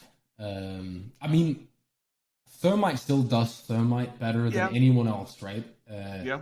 Ibana still has massive advantage. Like, all of them are great, but there are some, like Bank, for example. Ace on Bank, or Zero on Bank, is just insane. Yeah. Right. He's so good, man. You remove a shield, open 2 hatches, you have 4 cans, and you can sap gadgets. Mm-hmm. And you have a good gun. Which, correct me if I'm wrong, but from the server's reinforced wall that people default plan on, that the wall that you back in and default plan on servers, if that wall is reinforced and not electrified, if you shot a 0 cam on that, you could probably shoot a Cade Electroclaw off of that hatch in there. If it's not placed in the upper corner, yes. Okay. Okay. That perspective would be... Even if it is, you shoot it at the front side of the bomb, because the whole bomb chassis covers it, and then you can shoot it. Yep. So yeah, you can get it off. You can go up to the hatch and skylight, and you can shoot it in the floor, and you can probably get it before they shoot it anyway. There are so many things you can do with that operator. The Heartbreak gadget to 2 is... I mean, I like that you don't have to run Heartbreakers, but I also think it's terrifying because there are just a lot of hatches, and the only thing that can stop hatches from getting open is Kaid, and you ban him. Now it becomes a little bit claustrophobic playing on any basement side unless you roam like crazy. Yeah. I'm all for it. Let's have the open meta again where you run around everywhere, like old Oregon where you held meeting when you were playing basement and hold open area when you're holding basement on Bank. I'm all for it. It's fine. But it's going to take us ranked plebs a little bit to adapt to, because we need to wait for the Pro League to do it so we can copy it. That's the worst. The castle thing is honestly hilarious. I love it. It is so fun to play Castle. That one extra barricade means so much. And the stuff that it takes less to punch has only so far hurt me because I forgot while prepping them. Gotcha. So I used to 11 hit them, right? So when the 12th hit, I could run straight through them. And now I place them up and I'm sitting there smacking the bottom and I'm counting and it breaks and I'm like, shit. But from an attacking point of view, like I'll never punch a castle. It's way too dangerous, right? Yeah. The bulletproof of Melusi, I think, is a buff, to be honest. I think Melusi with like 4 ways of gaining intel is stronger than 3 ways of intel on 1c4. I don't see that as a nerf, to be honest. The recall nerfs are good. They're good. Like what about the mag on the Roni? Did that catch you by surprise? No. I still think that with the Roni, you get 2 kills and then a reload. Because if you enter the 3rd fight, there's a good chance that you'll run out and be reloading mid-fight. Even with the old mag. And most people would take 1 fight and reload, and 1 fight and reload, and 1 fight and reload. Unless they're like in a clutch, right? Yeah. So I don't think it matters too much. I'd like the to know... MX is actually pretty fun with the recall it has now. I'd like to know that like what you said earlier about them explaining the nerfs and stuff. That's the one where I'd like to get. I know they give us like a paragraph in there, but I'd like to know the vision. Like, okay, what were you thinking when you gave Alibi the 1.5 on the MX4 Storm? What was that thought process? Explain that decision to me, and then that gives me a lot of insight into the recoil buff because it does, or recoil nerf, because it does seem a bit strange to me. Okay. That you would give it the 1.5 as a buff, and then in the next patch, I believe, give it a recoil nerf. Because either it didn't need the 1.5, or else you're nerfing what didn't create the problem. Well, okay, so is it about, when you buff something, is that necessarily because the thing isn't strong enough, or is it because you want people to play it? Yeah, right, yeah. Because I think that's it. You take it away from Doc, right? You don't want Doc sprinting around the map being the spawn peak monkey. Yeah. You have Alibi who does that really well. She has a shotgun, impacts, her little throwy hologram thingies, right? And the Storm. I play the A12 all the time because it's hilarious, but the Storm has always been good. It was just as good before it got the 1.5, right? It doesn't magically make the gun better. Right. Siege is the only game where people think that adding a slight magnification to the gun just makes the gun better. In most other games, you go down to like 1 time if you can. Yeah, that's true. But in Siege, ACOG is overpowered. And it's probably because of like the super tight angles we hold, the one-shot headshot, stuff like that. But how often did that 1.5 truly matter in those gunfights? Like if we actually look at the fights people have where they have a 1.5 or hollow, would it have changed the outcome of the fight? Yeah. I'm like, sure, sometimes it probably will, but I think it was to get people to play the Storm, and then people jumped on the Storm and it became really good and had really good performance, right? Now you give it more recall and it's probably back to having the same performance as it did with a hollow, but you have more people playing it. Well, by your logic, it would be worse now than it was before because the 1.5 didn't make that big of a difference. So now you just end up with a worse MX4 Storm than you had. Yeah, you have more people playing it. Yeah, right. So you'll also have more good people playing it. So it probably has the same performance metric, right? Yeah, I don't know. That's what I'm saying. Like, what's the big picture there? And I want them to change the audio on a gun out of the blue. I want them to do like a shadow test, right? So they go in and they add a little bit more oomph to a couple of guns that aren't performing that hefty, but they just make them sound like they really do damage. Mm-hmm. Maybe even go in and just I don't know, make the stat on the gun show that it's doing more than it does or something. Hell, half of them were off anyway. But have some sort of like placebo test to see if the gun will perform better. I still can't get that out of my head that in Wolfenstein, the Thompson did better than the UMP, even though they had the exact same stats. It had a noticeably better performance because the audio was more bassy. People felt like that gun kicked more ass. And therefore they played more aggressive with it and they won more fights. I'd like to see some sort of test like that in Siege without us knowing that it's happening. What about the Capkin buff? Any thoughts there? I think it's horrible that I have to check left and right on the door now, because it's so deeply ingrained that if I check right and there's a Capkin trap, well then that door is clear. So it just I don't think I'm gonna get more kills with Capkin traps, because them being spread out over a larger area and hitting more people seem to have a bigger impact than getting one person and being stacked. But I will say they burn more time now, because knowing that there's a Capkin, you have to check left and right of the door. So all I have to do is place my Capkin traps far back and play far out, and I'll shoot a couple of drones while moving back, and eventually they won't have time to check left and right on the door. So they run into them, but you cover less area, so... Yeah. It was one that I found a bit curious. I didn't see it coming. I would have never said that Capkin's somebody that needs a buff. I'm a bit of a Capkin hater, I guess. I don't hate Capkin. I enjoy playing him, don't get me wrong, but I don't really like I don't like dying to his gadget. Nobody does. No. But I it's the same with flash about shots, right? That I die to, so... Yeah, I think Capkin is a great ranked operator. He's so good, and but I also would say that he's somebody that I think the game's probably better off if Capkin doesn't have like a 30% pick rate. If it's lower than that, it's probably better off in my opinion. But yeah, but that's the Sprinty Sumo's fault, right? It is. Stop Ashmaning into sight, and then you'll see less Capkin.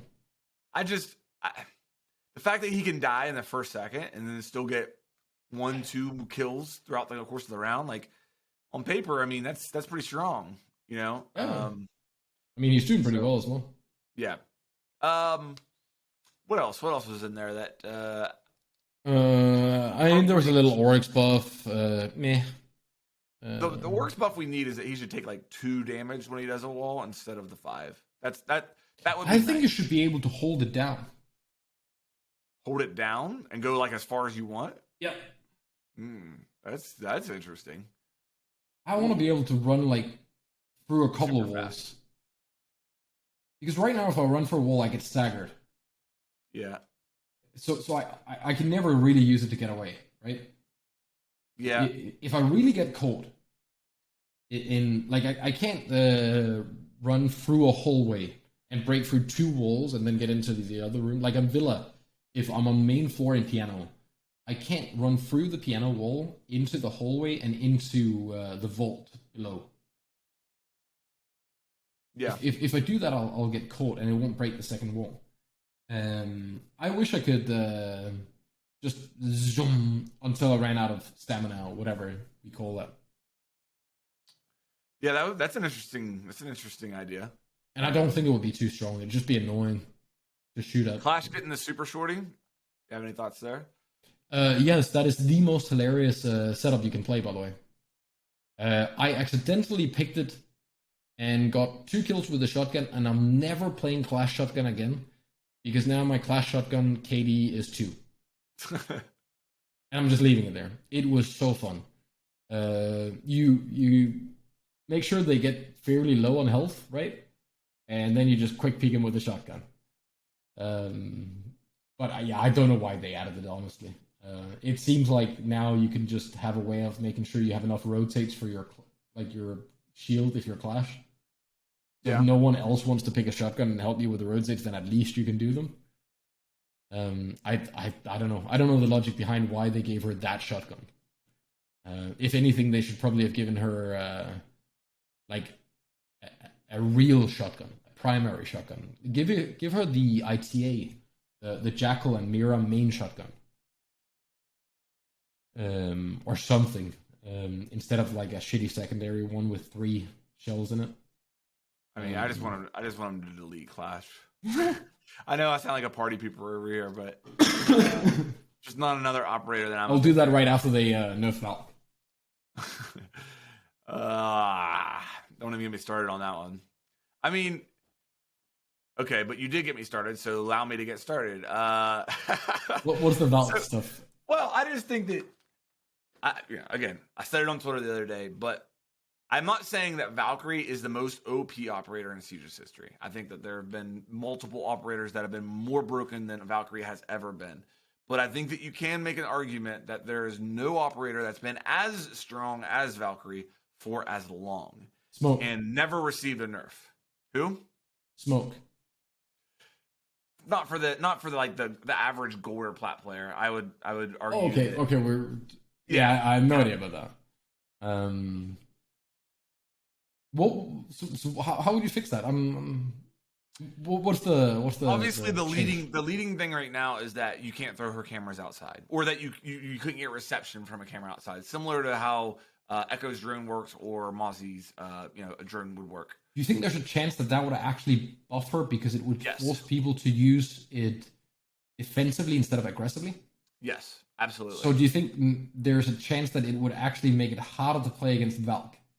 It would not. I don't think it would be as big of a nerf as people think. It would lower frustration to the Valk runouts, and another thing it would do is now instead of at the beginning of a spawn attacking a round, you can say there can literally be a Valkyrie camera on every square inch of this map right now, and you could take that and say, okay, there can only be Valkyrie cameras inside of the map right now, which is cutting that surface area down significantly, but I do agree. I think it would make, especially bad Valks, it would be a buff to your average to bad Valk who doesn't have very good cameras and wastes them all outside and dies to a run out. Yeah. Because Valk cameras in sight win rounds. Yeah. I mean, how many rounds have been won because, hey, I'm pinging the guy, he's on plant, C4 him from below, or shoot through the wall right here, he's on ping.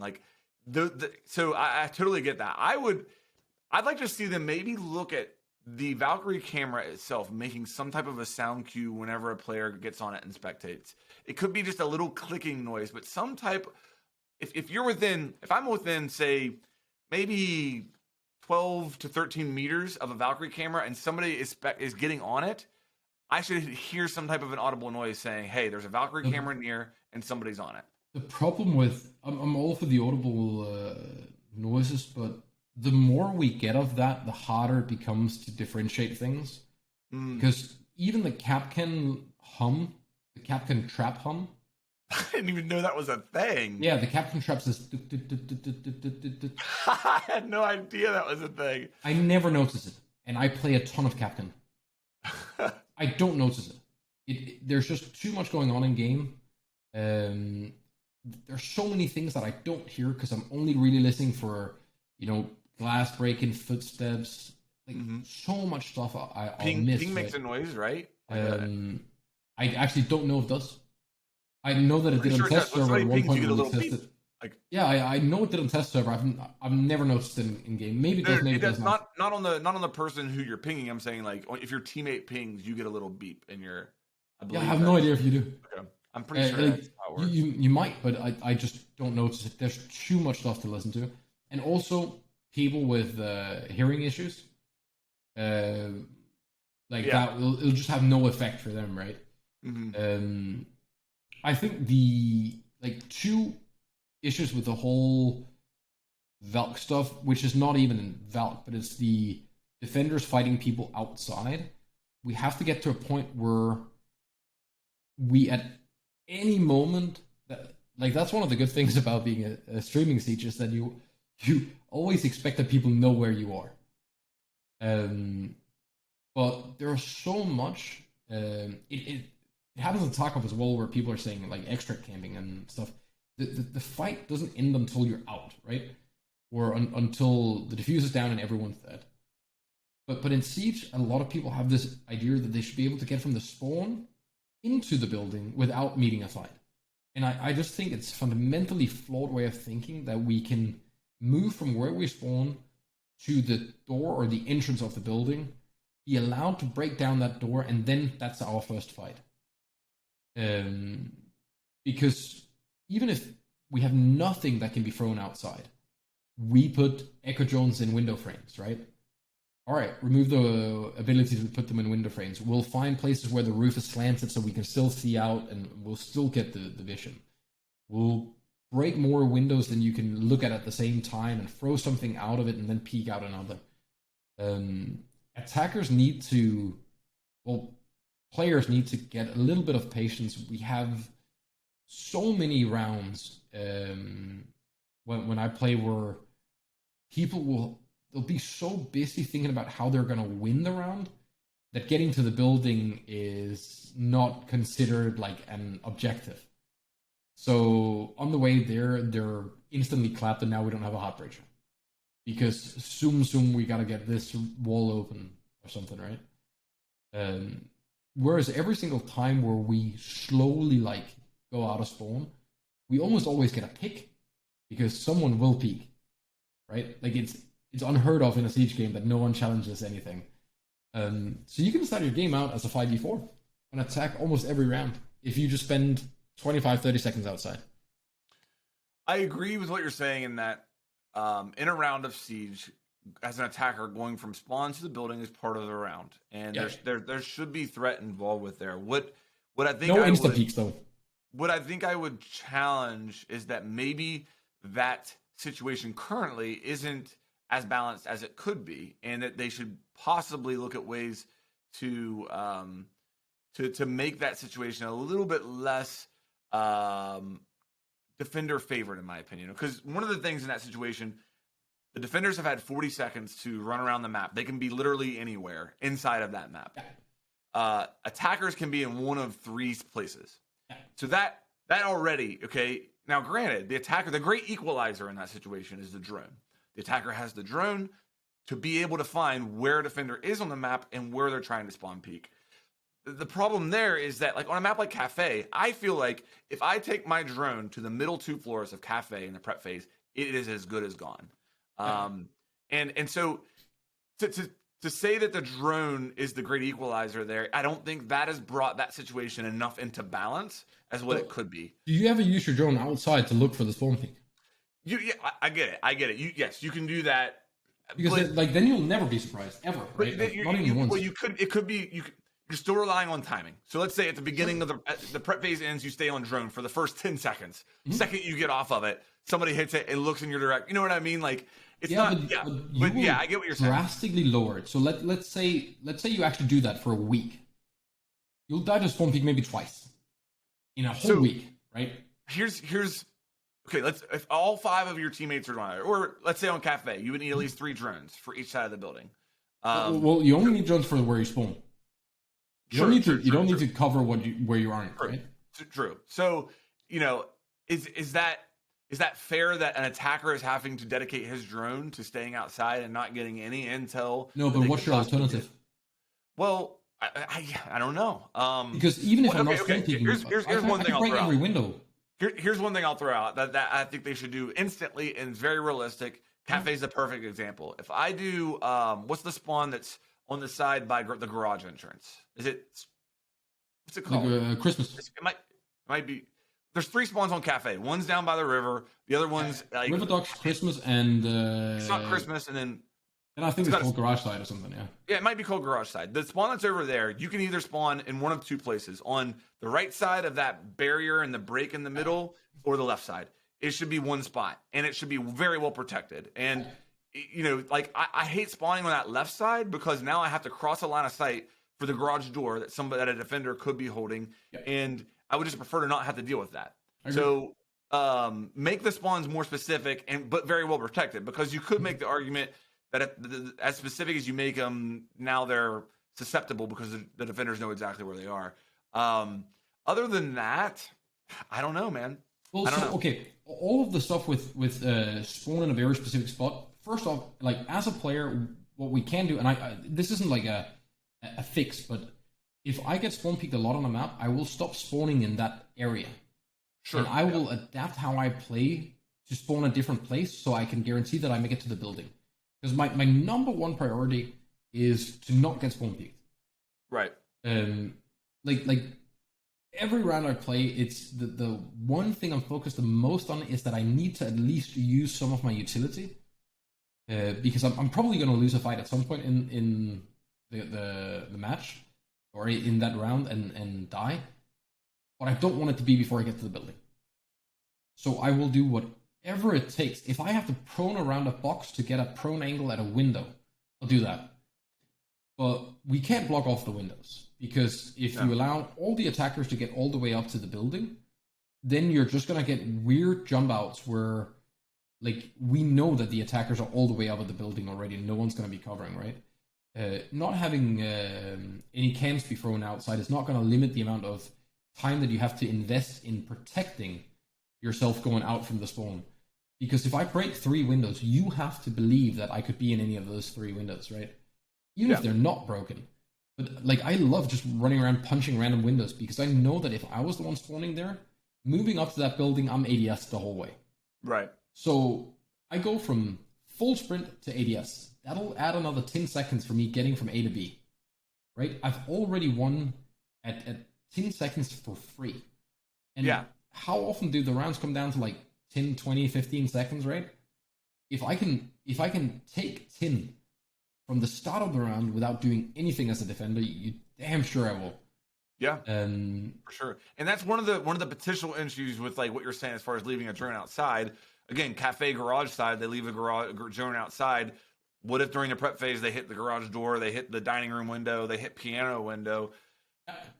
You know, and it's tough. It's tough. I don't know. I don't know exactly what they should do there, man. I think that. Well, I will say on every single map, and I will guarantee this, every single map there is a way that you can safely make it to the building, no matter how much they peek. As long as you're careful enough, but I think what I would say with that is, knowledge. At what point do when you're talking about moving up to the map more carefully, it kind of plays in your point of like, okay, well the defenders have already won, or the defenders have now even given themselves an even bigger advantage, because instead of making it to the building in 10 seconds, it took you 30 seconds, but you all made it. So I don't know, man. It's a tough. I mean, that's just a fair trade, right? You can't argue that you have to get all 5 people safely to the building at the cost of nothing. Then we might as well start like stacked up against the building like it's an old SWAT game, where we just kick in a door and the defenders can't move close to it. But it's just not the game we're playing. Yeah, we start outside and we have to breach a building. The outside areas, like, how often do you use the outside area as an attacker to shoot in? Yeah. Why shouldn't that defenders be allowed to do the exact same? Well, I get half of my kills from outside the map, man. I don't even enter. Yeah, I guess.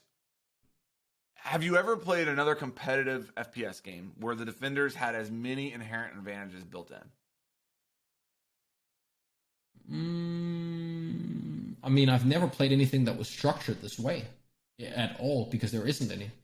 Everything else is basic search and destroy, where your attack and defense doesn't matter. Symmetrical maps is what really separates Siege. Three lane maps with no destruction. Symmetrical maps where you can no timing. Like if you think about most of those situations, like most of the other comp FPSs, at the beginning of a round, you learn how far you can travel before you're going to meet an opponent. And both we know that in Siege.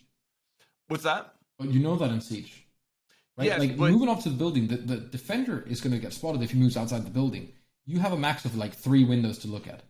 That is just as simple as in CS. You have to remember that 12 seconds in, they can be halfway down A long.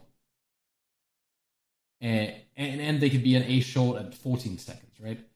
If you don't know those numbers, you'll get flamed. Well, but correct me if I'm wrong. At the beginning of a round of CS, everything is equal, other than the attackers have to do something in order to win the round.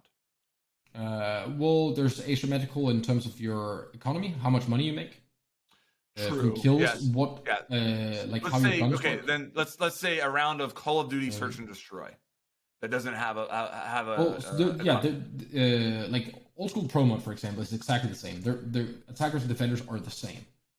you're limited in terms of weapons to the exact same weapons. Gotcha. The only difference is that one team has to plant, one team has to defuse, and you play an equal amount on both sides. But it just like there's no value to being an attacker or defender there. You just play that amount of rounds, right? Like the diffuser is only there to force you to play in certain spots. Gotcha. It's only to isolate the combat, because otherwise you'd be just as well off just playing team deathmatch. Like Search and Destroy is to get some people to camp and some people to push.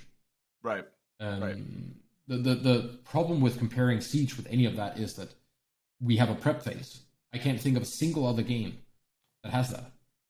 Not that not a prep phase that gives one team full control of the map and the other team nothing. Is there any prep phase in any other game? Well, Valorant has the buy phase, but both teams are behind red walls. You also have a buy phase in CS, but it's not a prep phase. No, but it is. It's a pause.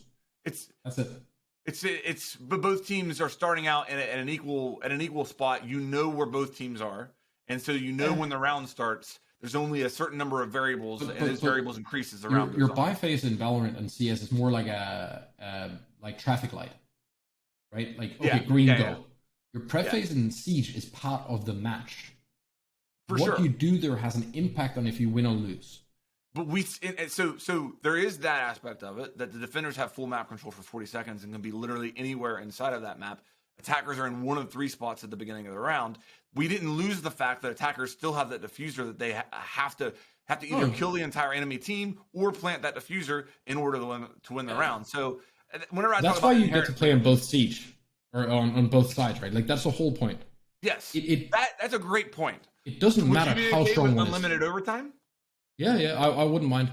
Would you be okay with unlimited overtime in ranked? I would agree.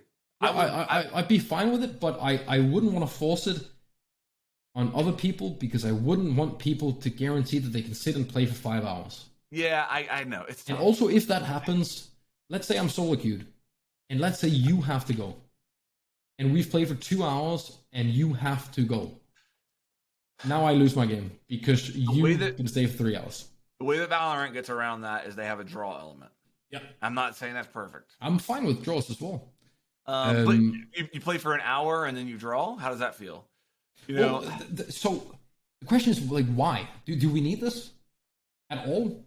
Like, do we? Because if you do that, then attacker and defender win rate does not matter. Everybody will have equal opportunities to win the game. But in the long run, it doesn't matter either, because if you look at you playing Siege for a year or a month or a week, you're probably playing about the same amount on both sides. But in a match, it matters if you don't have unlimited overtime. Who gets defense first? But one match doesn't matter.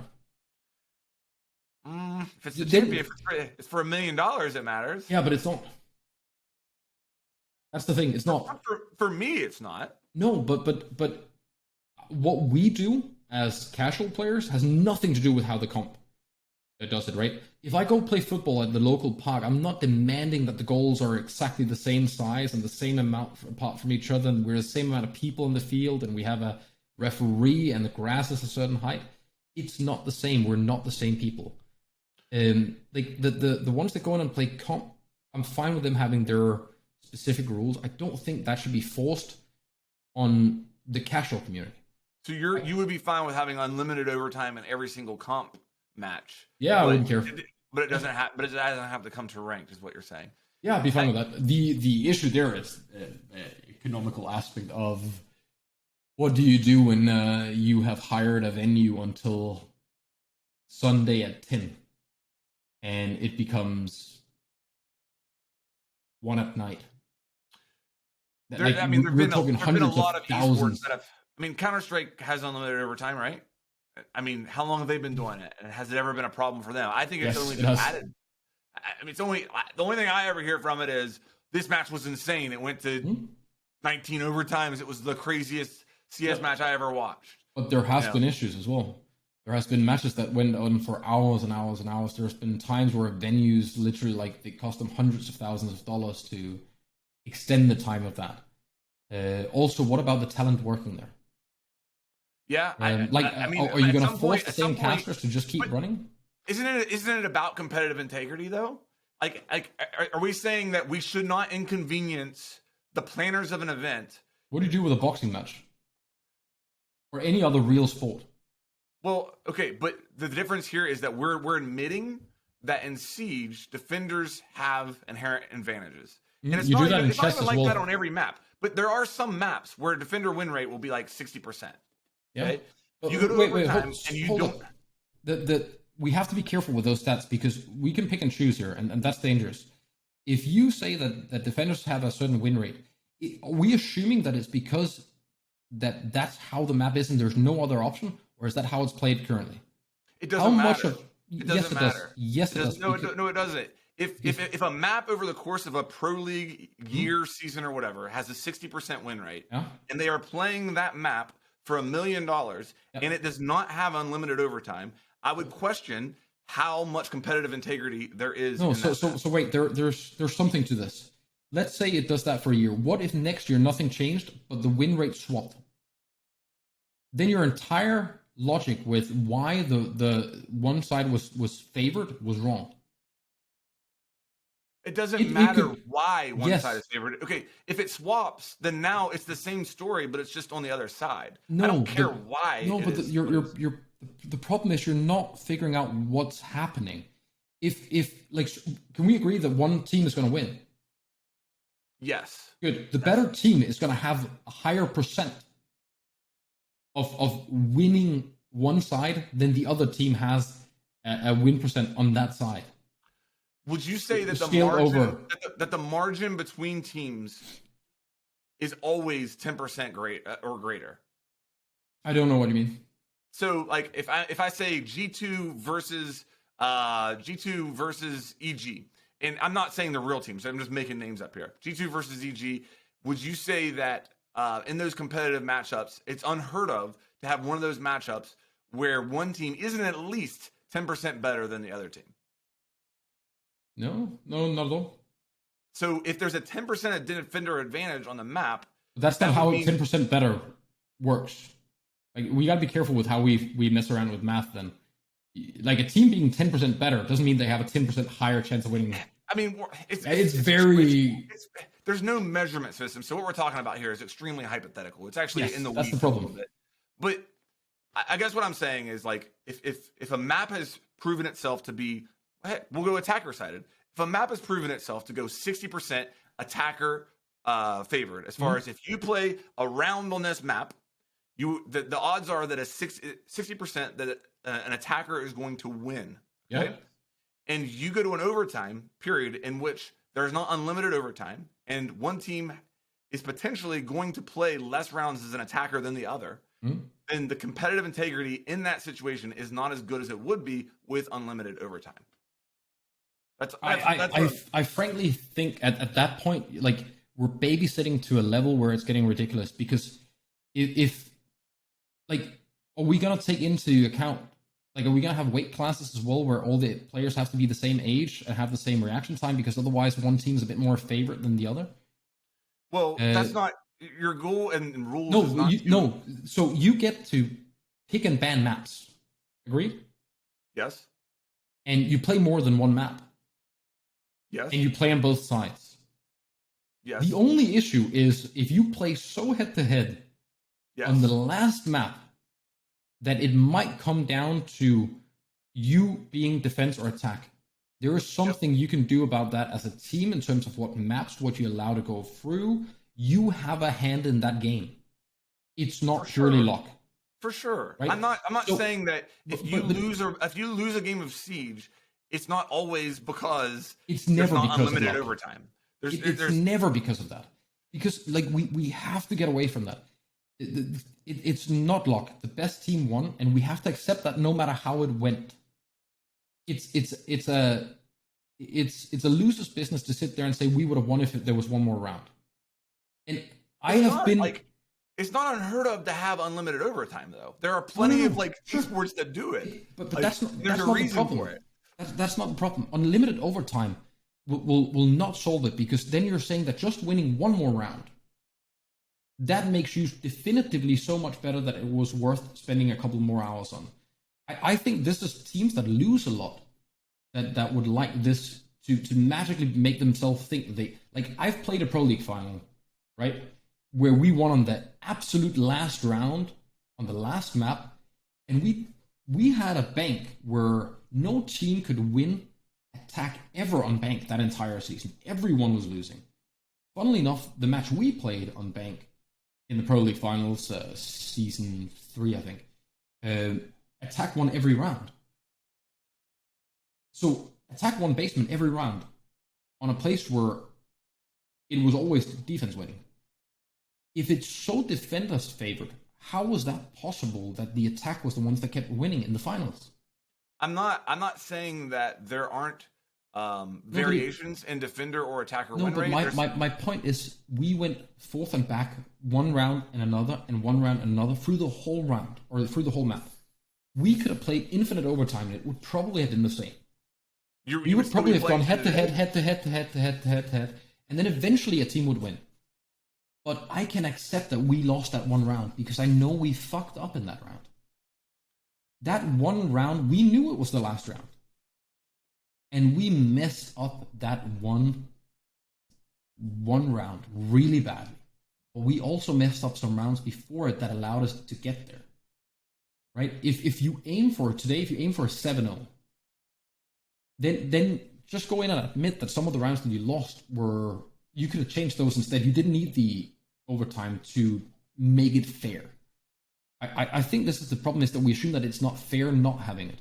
I'm not against having infinite overtime. I just don't think it should be used as an argument for competitive integrity. I think it's. I think it's impossible to argue that you're not increasing the competitive integrity by going to an unlimited overtime. No, but why do we have limits on other sports? Because the two sides are even. At the beginning of a basketball game, boxing, no, not even close. The only difference in the two teams is skill level on the team. And the rules height. are what's that? Height. But that's again, that's skill level of the team. You're never that's the genetics. idea of competition. But there's no rule or there's no structure in basketball that gives one side an advantage over the other. Chess. Yes, that is. But you'd have to look up the overtime rules in chess. Do you think that what are they? I don't know. You've got to end it at some point. You play both sides, and then you draw. Okay? I'm fine with that. Like I said, I'm fine with the draw option, but I just don't think. What, in the finals? I'm fine with the draw option if you're playing a match of Siege. Oh yeah, but overtime. I don't care about rank because, frankly, you or me winning a rank game is not important. Right? Like it doesn't matter. We don't need the high competitive integrity. We need fun for a little bit. But in terms of like the biggest events, there was I think it was a guy who worked for ESL who had, like, this is a good amount of years ago, that showed some numbers on some best of ones versus best of 3 stats in terms of like if it would actually have changed anything, right? Mm-hmm. Yeah. There was less than 2% of the games that would have gone differently if it was best of 3, or maybe it was best of 3, between best of 3 and best of 5. I can't remember, but it was to kind of kill one of these ideas of it would have been like drastically different. Sure. It was like 2% of the games would have changed. It was a massive sample size. I think we kind of have that in Siege as well. I think a final should be best of 5. I think semifinals should be best of 3. I think below that, I don't really care because there's going to be so much that is still kind of unfair. You'll never get a fully fair tournament setting either, right?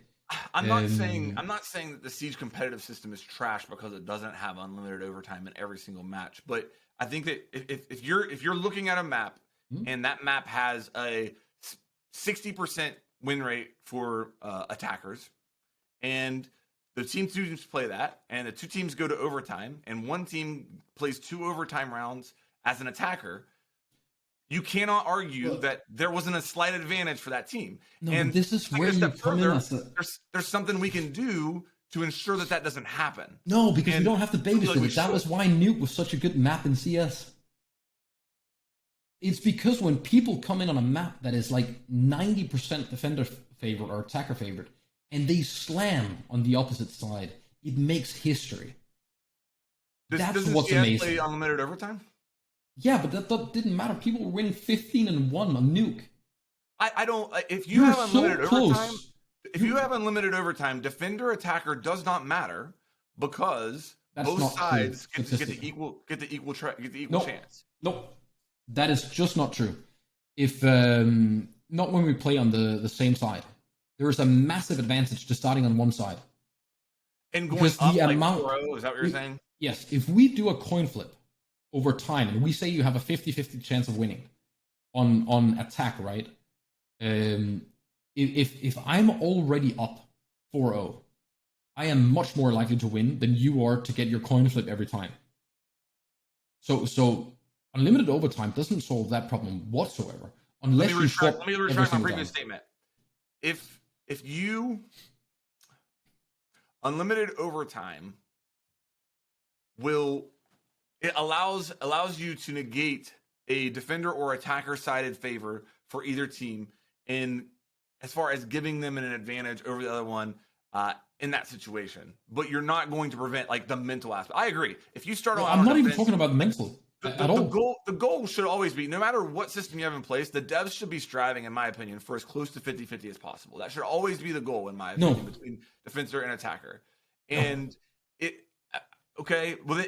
you have one side that's going to be favored and you do not play unlimited overtime, then you're relying on coin flips to decide which team will have an advantage in a lot of matches that are going to go over the course of a comp lifetime. It's so important that if, let's say you and me are a team each, and I decide to play on Clubhouse, and I understand that Clubhouse, it's acceptable to be at a 4-2, right?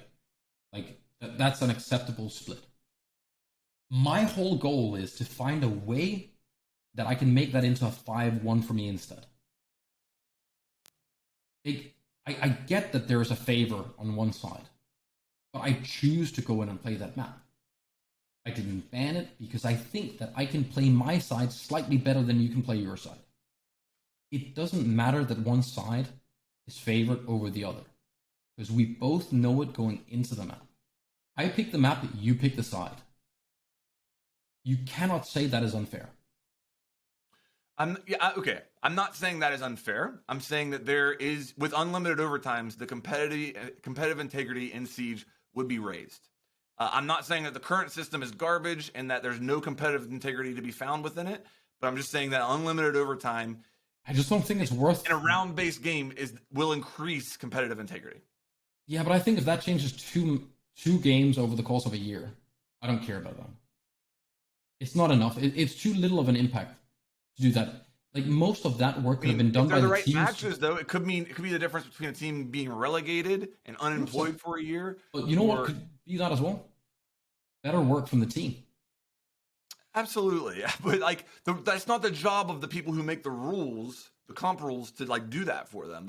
The job of the people who make the comp rules are to provide an environment that is fair for competition. That's what I'm saying. I think as long as we know the rules of the competition, then the rules are always fair. For sure. As long as we understand them, like, don't get me wrong, I want best of fives in finals. I really do. Because I feel like whether you have unlimited overtime or not, if you're at a best of 5 and you get to the very last round going forth and back, I don't care if there's infinite overtime at that point. Then we know the teams are so close to each other that it might as well be a coin flip who wins. I would say that the team that lost that coin flip would have a lot to disagree with there. Yeah, but wait, no. Then you don't understand infinite overtime. Infinite overtime is exactly that. How? Because at the end of the day, both teams have the same opportunity to play attacking defense. Exactly. You playing forth and back, Dylan. You playing forth and back over and over and over again, head to head, to get to like round 50. It is luck who wins at that point. Oh, come on. Wait, do you think the skill becomes bigger after round 50? I'm saying that playing around and winning a round would mean more than a coin flip. Yes, I am saying that. No, but even if it's the 60th or 70th round. You don't see do you see a massive difference in terms of like fairness whether you win it at round, like, let's say 10 or round 50? Do you think those 40 rounds that could have been played in that time is just a massive waste of time? for no reason whatsoever, then I think someone can explain that they won that one. I think it's a less of a waste of a time than it would be to decide who won the finals on a coin flip. You know, Why do you think it's a coin flip on one and not the other? Because you're actually playing, like you're actually but playing you're just it waiting out. for one team to get unlucky and lose a round. That's competition. That's how but competition you works. could say the same on the first set. Well, no, if they have won one, listen, if they have won one round, they weren't supposed to win. Obligated to do more than the other team. What? Because they were put behind the sticks because of the attacker-defender. That only counts if we go in and say that they follow the metrics exactly. Otherwise, no.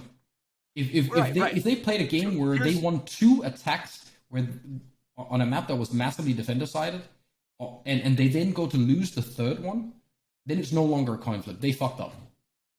Right? Like, they've already beaten it twice convincingly. Them losing it the third time, now we're not into luck anymore. Like, they were better at attacking it, they messed up, or the other team did something good. Like, we need a specific game to look at so we can see, like, why this should be the case.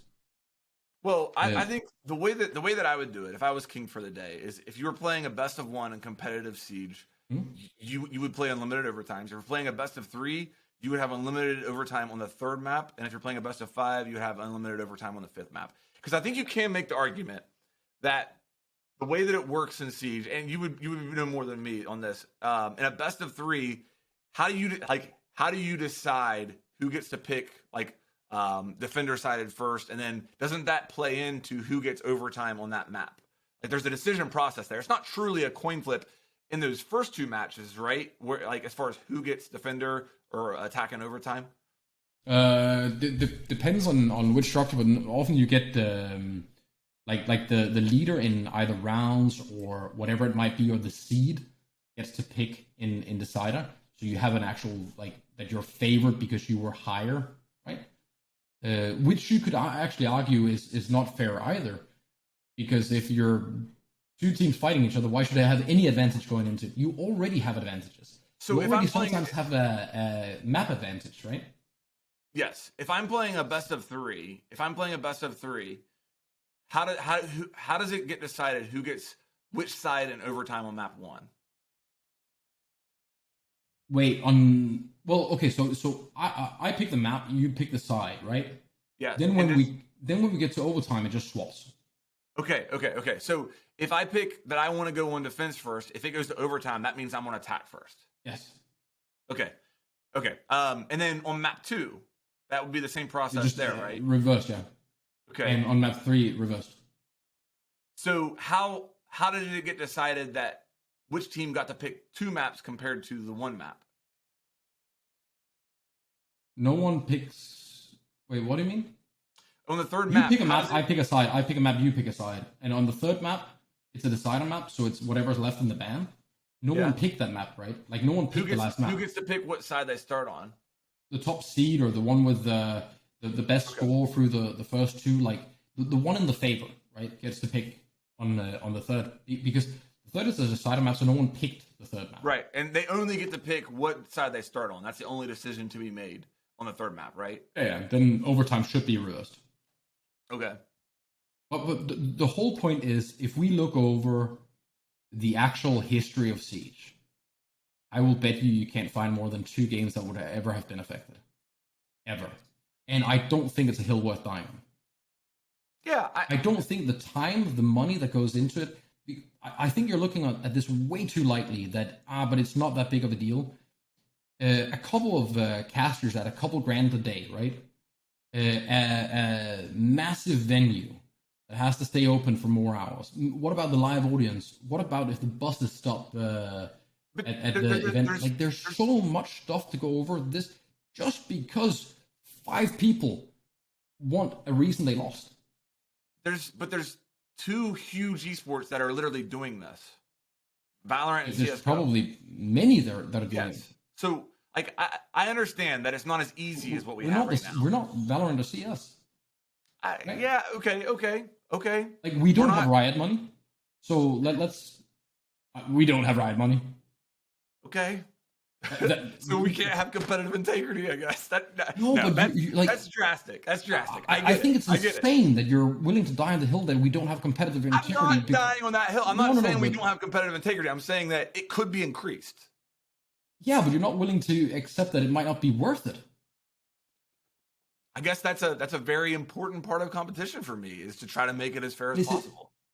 Okay, so let's say let's just arbitrarily say it'll cost $1 million per year, or 5 to do that. Is it still worth it for that? Because a couple teams have excuses for why they lose. Listen. The current system of Siege isn't... Do you think there is anyone that would be at a different place? Is there anything I'm missing here? Is there some drama I didn't hear? No. I think that... Here's what I think the biggest benefit would be. The balancing of defense and attack, you would have a lot more freedom, because it wouldn't matter as much to try to get them as even as possible. So what we talked about...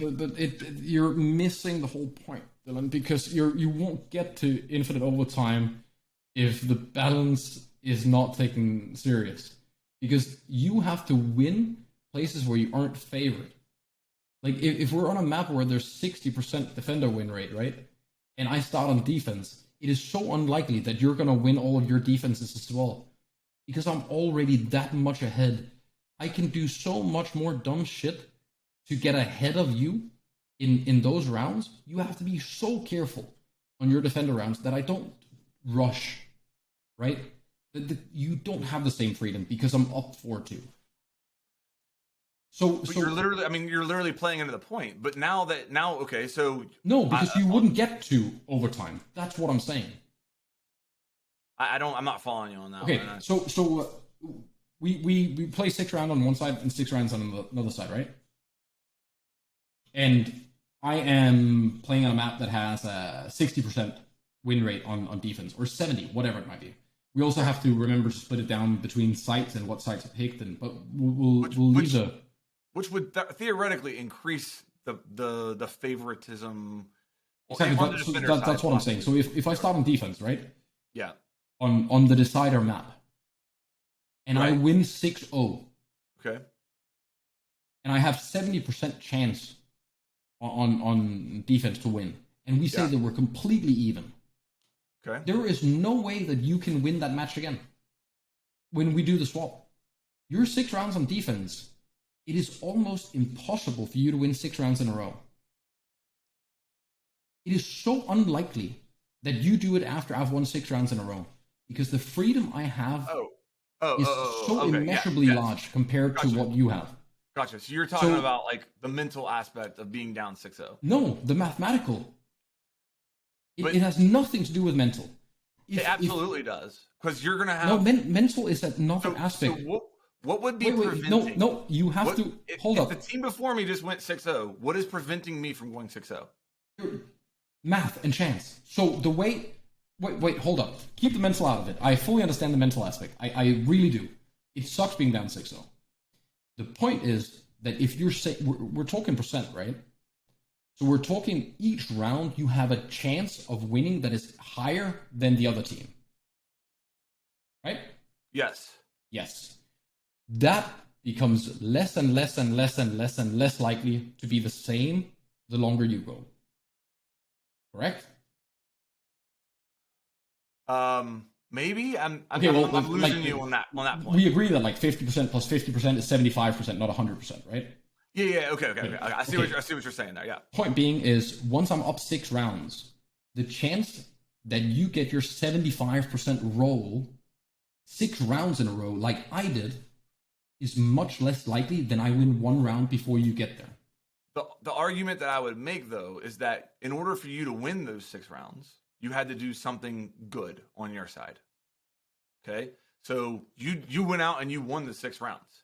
Well, if your argument is that it's that much favored because of the defender side, then no, apparently not. Okay. All right. It doesn't matter either way. Okay, so you went out and you won 6 rounds, okay? The other team is going to go out and have the exact same opportunity that you had in order to win those same rounds. And there's nothing in the rules that is going to give that team less of a chance of winning 6-0 than what you had when you started. No, but that's where if you wanted it to be fair, you had to swap between each round, because otherwise, mathematically, it's not fair. You are proportionally less likely to win if you are down 6-0 than if you are starting at 1-1-1-1-1-1-1. Starting on the defender side with a percent advantage that is like, let's say, above 60 and winning all 6 rounds. Even if you just got lucky that you played good and they played bad, and maybe you're equally as good teams and you got lucky that you won your rounds there, it is still immensely unlikely that the other team will do a 6-0 comeback. It happens, sure, but it is so rare. I don't think that there's anything measurable in why, though. That's where I lose you a little bit there, because on paper, laying everything out, if I'm going to start a match as an attacker and you're going to start on this defender and we play 6 rounds, and then the exact same thing happens again, only the side switch, and there's no other difference, then on paper, it's equal, it's symmetrical on both sides. You can't decide the only to use difference percent. Is the mentality of looking at the scoreboard and saying I'm down 6-0. Listen, you can't use percent to boost your argument in one and then ignore math in the other. That's not fair. What do you mean? Well, if you say something is massively defender-sided by X amount of percent, right? Then we have to respect that if you win X amount of those rounds, how less likely the other team is to go and reverse sweep that. Not mental, from a mathematical point of view.